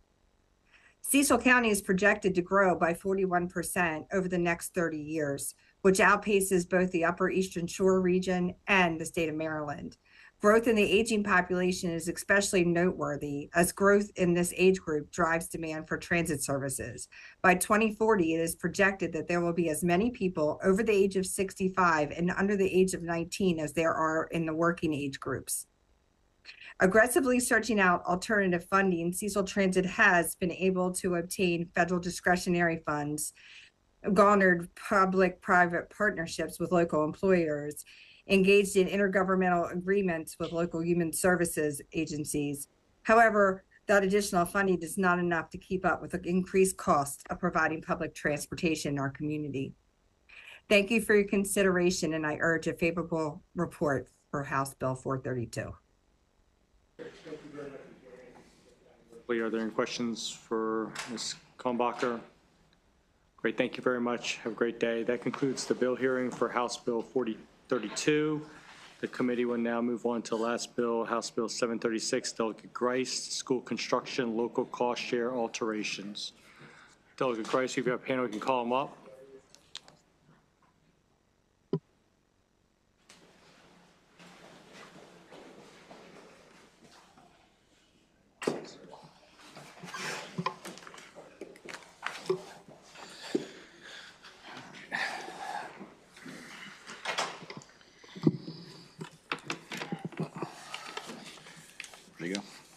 Thank you, Mr. Vice Chair, members of the committee. For the record, Delegate Jeff Grice, presenting House Bill 365. And so this bill was offered to the committee last year. This is that Kent County Middle School bill. Oh, I'm sorry, 736, I apologize. For the record, 736, make sure we get that record correct, because hopefully this committee will move the correct bill. So this bill was brought to us in exactly the same fashion as last year. So to give a little bit of a refresher on the situation that Kent County is in, it is the smallest county population-wise in the entire state. There's only 19,000 plus a few people. And in many of your jurisdictions, you have neighborhoods that have more people in it than that. And that makes it a big challenge to build a new school. There's only one high school, one middle school in the entire county. And as you all know, the way the school construction formula is written, it focuses mostly on two things, one wealth and the other one student population. The student population, obviously, in the smallest county in the state is a big problem. And to compound that problem, Kent County's demographics are such that it also, from a percentage-wise, has the fewest number of school-age children per capita in the county, of any other county in the state. So not only do we have a small number of people, but we also have an aging population in Kent County as well. So that's a double whammy when it comes to this funding formula. The second piece is wealth. We do have some wealth in Kent County. We have the Sassafras River. We also have the Chester River. The problem with that is that we don't have enough wealthy people along those rivers.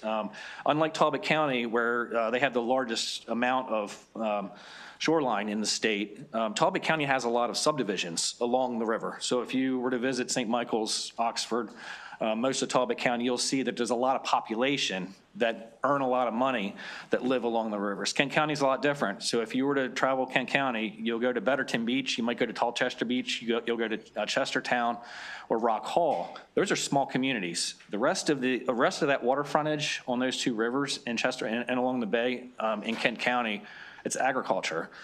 So there's not a lot of wealth. So they're getting hit really hard with this. So the few people who live there, they can't afford to build a middle school.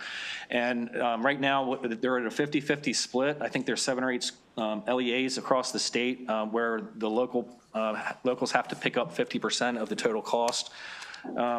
They don't have the economy of scale that Anne Arundel has. They don't have the economy of scale that Montgomery County has. They don't have the economy of scale really any other county in the state has. And that's what puts them in a really compromised position. And so this is the reason, again, why we're bringing this bill. And we've worked on this thing for years, and there really is no good way to address this. And, you know, with the school construction formula, the way it was drafted in the right way. You want to make sure that you can help as many people as you possibly can and mitigate the harmful effects to as few people as you possibly can. And that's exactly what it did. The problem for Kent County is that they are part of that few that it harms more than it helps. And so I want to talk about this. There is opposition this year. It wasn't last year, and it's surprising that they're opposing it this year and not last. But I'm going to read in their opposition letter the 3 reasons why they're opposing this, and I will address that. And so for the first, it would override the IAC statutory authority to determine how it allocates state capital funds to school district projects pursuant to formulas duly adopted in regulation applicable to all project requests. We see a lot of bills in this committee. That's what we're charged to do. We're charged to change the laws. We're charged to change the rules to help people who need help, right? And that's exactly what this bill does. And this bill and this panel is asking the Appropriations Committee to make this a priority. Let's move this bill this year to help Kent County and help build this new middle school. The second piece is it would suspend one of IAC's central equity mechanisms, the state local cost share system, and arbitrarily shift $8 million from other counties' high priority projects to one singled out project that currently is behind a number of other projects in terms of readiness. It does. It singles out one project. Of course it does. For the reasons that we're outlining here, it has to. They're not going to build this school unless we do something to help them. And the second piece too, this bill doesn't do anything as far as the timing of this project. That was a concern that they have. All this bill does is that when the time comes and the IASC approves this project, that it's going to give them a higher share of funding. It doesn't move this project along any faster, so it's not going to cancel any projects that's already in the pipeline. All it's going to do is to give it more funding when the time comes. And there's plenty of time for the IAC to plan for this higher level of funding. So that's not, to be quite honest, that's not an issue. And then thirdly, the legislation overrides the IAC's state local cost share system for a single case may induce other counties to pursue similar legislatively directed increases in state support for projects in a manner that reduces the effectiveness of one of the IAC's central equity mechanisms. If that happens again and another LEA is in a very similar situation as this, I say God bless them. Bring them to this committee. Let them articulate the challenges that they have that's very specific to their LEA, and let this body right here, because that's what we're charged to do, make that decision.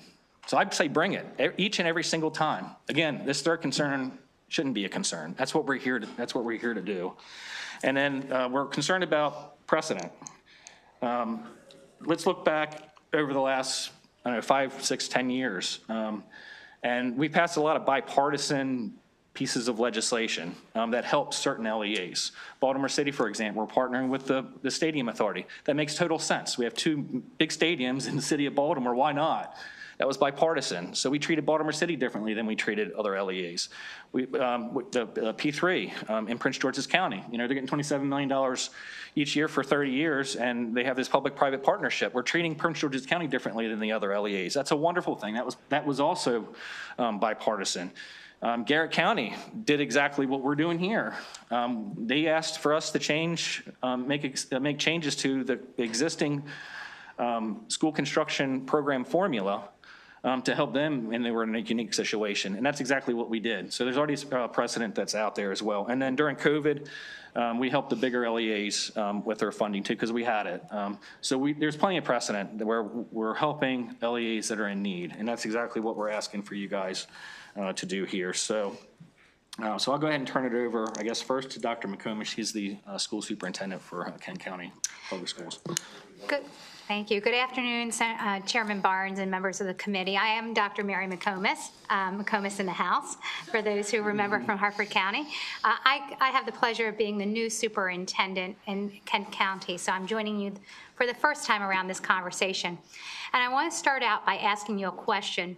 Did you know that Kent County middle school students lost 3 days of education this year so far because of the failing infrastructure of our building?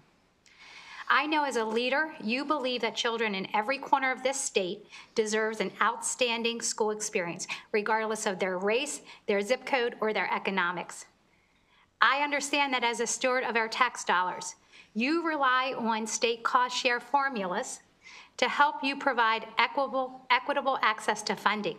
However, as wise leaders, you also recognize that context matters. Our context is the heart of our request for you to reconsider the amount of support that we are affording the children in Kent County Middle School. As mentioned earlier, we are the only school system that has a single middle school. This project affects every child in our county, unlike any other LEA in our state.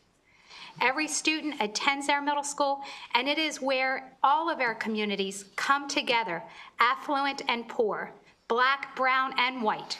And therefore, unlike any other middle school, it is a vital forum for our children and our community. As you see, it was built in 1949, which was 76 years ago. And the last full renovation was completed 50 years ago in the 1970s. A feasibility study was conducted, and the results clearly indicate that it was not cost effective to repair or to renovate this existing facility. Thank you so much. In fact, Thank you very much. Do you have one high school? yes, Okay, how many elementary schools? 3. Thank you. Yes, sir. Oh, ma'am. Dear Chair, Vice Chair, and members of the House Appropriations Committee, my name is Laura McKenzie, and I'm a member of the Kent County Board of Education, and I'm also the mother of 3 Kent County Public School graduates and 1 current Kent County Public School student. I'm here today to impress upon you the importance of the passage of House Bill 736. This bill has the full support of the Kent County Board of Education as the means necessary to secure the funding for a new middle school for our community. Students in Kent County are served by a single middle school located in the heart of our county seat of Chestertown. The current structure is more than 70 years old and has both serious structural and educational deficiencies. A feasibility study completed in 2023 showed our current middle school building can no longer be maintained through general upkeep, nor do the myriad additions and reconfigurations of classrooms effectively serve today's students. The feasibility study determined that renovation of the middle school building would prove a less cost-effective use of taxpayer money than replacement. The current 50-50 cost share plan for school construction between the state and our county creates a financial burden that our small constituent base cannot shoulder. We have a total population of less than 20,000 people, a median household income of about $27,000 below the state average, and all 5 schools serving areas federally designated as low income. Our district is working with Maryland Association of Boards of Education on this proposed legislation. A new Kent County Middle School will ensure every student in our community receives the education they need during those very crucial middle school years, the years that see them begin to chart the course toward their college and career ambitions. For all the children of Kent County community, please send House Bill 736 forward for passage in the General Assembly this session and keep the project to replace Kent County Middle School moving forward. Respectfully. Thank you, Mr. Chair, Mr. Vice Chair, committee members. My name is Dan DeVillio, and I am a proud Kent County Public Schools staff member and parent. We are here urging your support on House Bill 736. My wife and I have 2 sons. The older one is in 3rd grade, and he's well on his way to being an astrophysicist. Our youngest one is a kindergartner, and he wants to specialize in veterinary medicine for endangered sea turtles, or as he likes to call it, be a turtle doctor. You know, like we've said, we've got 3 elementary schools, a middle school, a high school, and that one middle school building is failing. We don't have the same option as families in our great state's metropolitan areas. We can't opt for a different public middle school nearby or enter a lottery for a coveted high-performing school in the same city or county. If my wife and I choose to send our children to a different middle school in a few years, it will either be at the expense of private school tuition or by leaving the community that is our home and uprooting our family. Either choice is detrimental to Kent County Public Schools. School system would lose another family, contribute to declining enrollment, and the state and county funding that the school system relies on would decrease as a result. More so, my children, we don't want to move. We shouldn't have to. And none of the families in our county should be wrestling with such a dilemma. The state funding formula was created with the best intentions, like all public policy. An issue needed to be addressed. State leaders took charge and created a plan that sought to fix that problem. But like nearly every one-size-fits-all policy, there are outliers that are actually hurt instead of helped. We just heard similar concerns raised today on transportation bills. So thank you. We really need your support for this House bill. Thank you. Good afternoon. I am Albert Nickerson, and I am one of 3 county commissioners in Kent County. The other 2 couldn't be here today because our commissioner meeting is today. I just wanted to come over and represent them, or us as a group, and just to so you guys know how important this bill is to our county and our kids. I guess that basically that I could be repetitious, but there's really nothing else to say. I guess one real quick thing, Kent County already is the 7th highest, has the 7th highest tax rate in the state, and we're the highest on the shore. So, you know, raising taxes, I'm not saying that it's out of the question, but it's probably not a very viable. You back, where are you on that? I'm maxed out. You're maxed out. I thought you were a few years ago, right, W? Yes. Yeah, that's good. And another thing too, the school was built in 1949 as well, Yeah. so it's Where is the new school? I mean, is it Right in anywhere in the process? Is there planning, design, or you have a location? I can speak to that. Yeah. We are actively in the design process, and if we are funded and can afford, we would break ground this time next year, actually. Okay. Are there any questions for the panel? Well, you should know that Delegate Grice has been really a big advocate for this, not just putting in bills like this, but, you know, to me personally, over the few years, and your testimony, these are complicated issues with these formulas, right? And changing these formulas is difficult, but we hear you and we appreciate your advocacy for really Maryland school children. That's what we're talking about. School children in the state of Maryland who are missing days of school, and we hear you. Delegate McComas? We had a high school that was in really bad shape, and I just was wondering if, do you have a lot of drafts? Do you have critters in the middle school?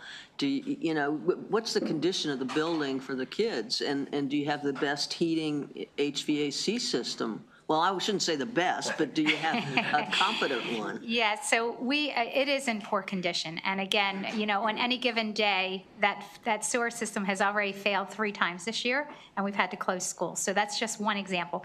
We have, in the last 19 months, spent $130,000 on emergency repairs. And those repairs have dealt with the roof, which was leaking, HVAC, building automation system, and of course, our sewer system most recently. And that's just in the last 19 months. We understand that we are asking you to consider this formula, but the truth is we will be spending this money, and it's not just local money we will be spending for repairs, because we access the state funds through aging school grants, the healthy schools funding. So we access every resource we can to try to keep this building afloat. And so I know it might be tempting to say, well, you can kick this project down the road. But the truth is it will increase in costs. In those out years, we know inflation will drive the cost of the project up. It won't stay stable, right? So one way or another, we're going to be spending money. The question is, do we do it reactively in emergency repairs, or do we actually invest in a building for all of the Kent County students? The last time Kent County had a new building built was in the 70s, 1974. So it's been 50 years since the county has sought funding for a new building. I have served in Harford County schools for 16 years, Baltimore City schools, and Baltimore County schools for 9 years. And so I have spent 53 years on the Western Shore, and I know that the population density makes it more affordable We only have 1,742 students, pre-K to 12. And of those 1,700, 1,074 of them are economically disadvantaged. And so again, I know on paper, we may look wealthy, but I am telling you, as someone who has joined the community in the last 7 months, if we cut the crust off of Kent County, the inside is impoverished beyond belief. You don't know it when you visit on a beautiful sunny day because those rolling green fields and beautiful bay breezes are deceptive. But poverty is intense there in a way that you would not believe if you did not live there. And so I just offer, please, please lead beyond a math formula. Lead beyond party politics. Please see our 11, 12, and 13-year-old children in Kent County as every bit as important to invest in. Thank you. Okay, well, I appreciate that because I just want to make sure that our kids aren't lost because of a math formula. Thank you, Mr. Chair. You. And thank you, Ms. McComas, or Superintendent McComas. Yes. Thank you, Delegate Grice, for bringing the bill again. I believe you testified last time, and please confirm this, that your middle school students are in your former high school building, and that the former high school, or the new high school was built in 1974. Is that correct? That is correct. So it's a building you left vacant when you got a new high school, but now your middle school students use it. And so it was deemed not appropriate for students before 1974 for high school students, but now your middle school students have been in it for decades. Yes, that's correct. Thank you. Thank you. I know. Great memory. We do have some virtual witnesses, but for our in-person witnesses, thank you again. Appreciate you guys. Thank you for the opportunity. Safe travels. Thank you very much.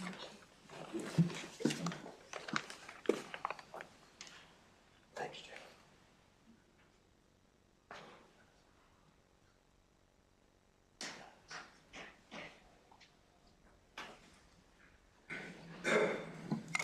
David, welcome. 2 minutes.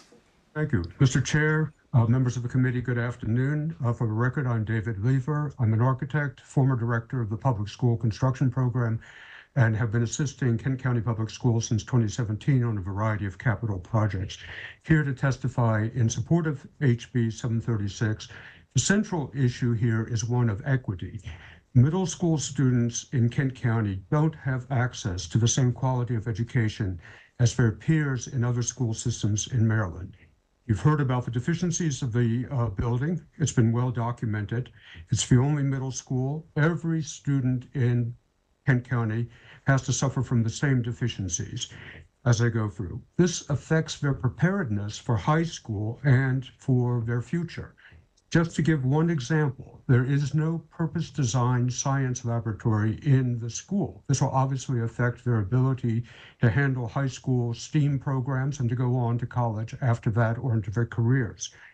Renovation, as Dr. McComas said, is really not feasible. We've done a back-of-the-envelope study of that, and it would cost somewhere between $46 million and $56 million just to bring the school up to basic requirements for renovation. I understand that we are asking for a special provision, and I also understand how important it is to live by regulations and rules. I was a lead author back in 2004 through 2007 of the regulations that the IEC now uses, and which of course have been modified since. I was a member of the COP Commission back in 2003 and 2004. So we were very, very keen about holding to regulations, but we also recognize that when a regulation leads to an inequitable result, which is the case here, then it's the rules that are at fault, not the situation, not the project. And adjustment needs to be made, especially when this is a question of the well-being of young people in their adolescent years, when they're at their most formative stage, they're making decisions about whether they're going to adhere to education or not. Thank you, David. Thank you so much. Thank you. Thank you. Any questions for Mr. Lever? Okay. Thank you for your advocacy. Thanks for being with us. Did you? Thank you. No questions. Thank you. I think we have a couple other virtual witnesses. We can pull them up. You can just let anyone who's in the waiting room in. Welcome, sir. You're on. Mr. Hello. Kirby, I think. Yes, sir. Welcome. Good afternoon, Mr. Chairman, Mr. Vice Chairman, and members of the committee. Thank you for allowing me to testify in support of House Bill 736. My name is Craig Kirby, and I was hired in July of 2019 as an accountant for Kent County Public Schools with the intention to financially oversee the school system, school construction, procurement, maintenance, operations, and transportation budgets. Since taking over in 2019, Kent County Public Schools has completed projects of various scales that have improved the learning conditions for students at 4 of our 5 building locations in the county's portfolio. Each of these projects have been completed within the allowed budget, with many being under the allowed budget, showing strong financial oversight of the state and county's valuable funding. The only building that has not received an improvement in learning conditions is Kent County Middle School, which serves every child in Kent County Public Schools. Due to the results of the feasibility study conducted, it was determined that any renovation projects would be an inefficient use of the already limited funding for the building. The maintenance and operation team, in addition to the custodial staff at Kent County Middle School, have demonstrated a tremendous ability to keep the school operational for the students despite the overwhelmingly daily challenges that they face due to the age of the building and the building systems. Through the capital improvement program, Kent County Public Schools has diligently worked toward achieving each possible 5% add-on allowable by the state. These add-ons include concentration of poverty and maintenance effectiveness. A third 5% add-on for achieving a net zero energy building is also underway and expected to be achieved through architectural and engineer design. As Dr. McComas said, in the past 19 months, Kent County Public Schools has spent almost $130,000 in repairs to the building. As a reference point, the entire building repair budget annually to serve each location is $21,000, and the entire school system budget for all locations for building repairs per year is $115,000. This does not. Thank you, sir. Yeah. Thank you for those facts that you presented us today. Any questions? Okay. I don't see any questions. Thank you so much. Thank you very much. Matthew, welcome. You look, you got a good spot there to weather the storm. I think you're muted, sir. Yep, you're muted. I wish I could be there with you folks today. I have 4 children here in Kent County that I'm tending to. My name is Matthew Swanson. I live in Chestertown. I have 4 kids attending Kent County Public Schools, 2 who've already gone through the middle school, and 1 who's currently enrolled. So as he walked out the door this morning, I asked my 7th grader, August, to tell me about the challenges he faces at his middle school, not academically or socially, but with the building itself. And here are a few of the things he shared. Dad, sometimes the lights just randomly don't work. Every other week, the toilet gets flooded and we have to leave the building. The pipes keep breaking and we have to miss school. We were kicked out of my homeroom for 2 weeks because the floor was broken. The lockers get stuck, the gym equipment is worn out, and the desks are so old that they don't attach properly to the chair, so if you lean in the wrong direction, your stuff falls on the floor. So while dealing with the plumbing excitement throughout the first semester, KCMS asked students not to use the bathroom unless they really had to, and if they had to please not flush. Friends, it's already difficult to be in middle school. The academics start getting more difficult. The social dynamics get a lot more complicated. You remember probably. The building itself is supposed to work. The desks and lights are supposed to work. The toilets and the floors are supposed to work. If you believe, as I do, that our children represent the future of our community, our county, our state, our country, our world, we're sending a powerful message with our middle school building that we don't much care about the future. We got to do better than this, folks. We must. Thank you. Please fund this bill.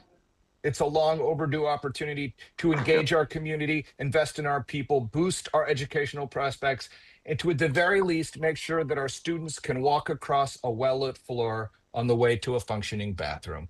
Thank you, friends. Thank you for your advocacy, being with us. Any questions? See any? Alden, welcome. I said that right? My eyes aren't as good as they used to be. Hey, welcome. Yes, hello. I'm Alden Swanson from Chestertown, Maryland, and I have gone to Kent County Public Schools for my entire life. Kent County is one of the smallest and most rural counties in Maryland, and we only have 1 middle school. When I went to that school, I thought that the creaky ceilings, the mold infestations, and the leaking sinks were normal.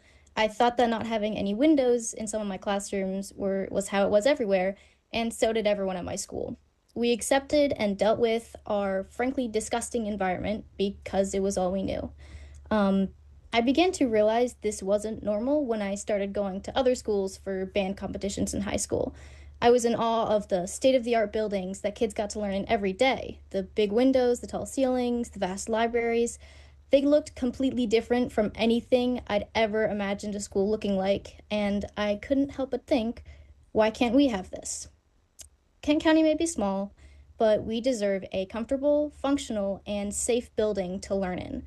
Imagine if you, committee members, went to work and had to dodge water dripping from the ceiling as you walked through the halls, had to steer clear of a room that had mold in it, and were told that you weren't allowed to use the bathroom because the pipes were clogged. This is the reality of being a student from our middle school. My little brother has had to stay home from school multiple days this year because of issues that I've mentioned in the building. This doesn't sound like anything close to an acceptable learning environment to me. If you are truly dedicated to the education of the children of Maryland, I ask you to support a positive recommendation for this bill so my little brother and all the Kent County Middle School students can learn in a safe and welcoming environment. Thank you. Very well done. Thank you, Alden. Thank you for your testimony. Any questions? Okay. Have a great day. Thank you so much for being with us. We have one more witness? Okay, last witness. Krista, welcome. You have 2 minutes. Oh, thank you. I'm honored to be here, and following up on Alden, what Alden shared there, I'll just say I grew up in Howard County, Maryland, and that is, as I'm sure people have said before me, sorry, I didn't get to listen to much of the testimony. I am a veteran, and I work with veterans at the VA, and just arrived, but wanted to say that growing up in Howard County, I guess I took for granted how, that county is truly a wealthy county, right? The statistics say it's a wealthy county, and it is. The taxes say that Kent County is a wealthy county, and I know firsthand that it is not. My son is a student. I know Alden personally. I've been in these schools just like she has, and I've seen the vast difference. In fact, I just heard about a new teacher at the high school who, she is a new teacher, so we'll give her, but her standard refrain with the kids now is, well, it's Kent County, kids. We don't have gas connected in the chemistry lab, but it's Kent County. So that's what these kids are hearing in Kent County. Like, this is just what you have to deal with because you are a student in Kent County. And I think we can all agree that education shouldn't depend, the quality of the equipment and the quality of your education should not depend on where you live, right? All of our students, every single student in all the state of Maryland should have equal availability to, good equipment and good teachers. And Absolutely. Thank you so much, Krista, for your testimony and the work you're doing. Any questions for our last witness of the day? Okay, we don't see any. Thank you so much. Have a great day. That concludes the bill hearings. Have a good day. Stay safe.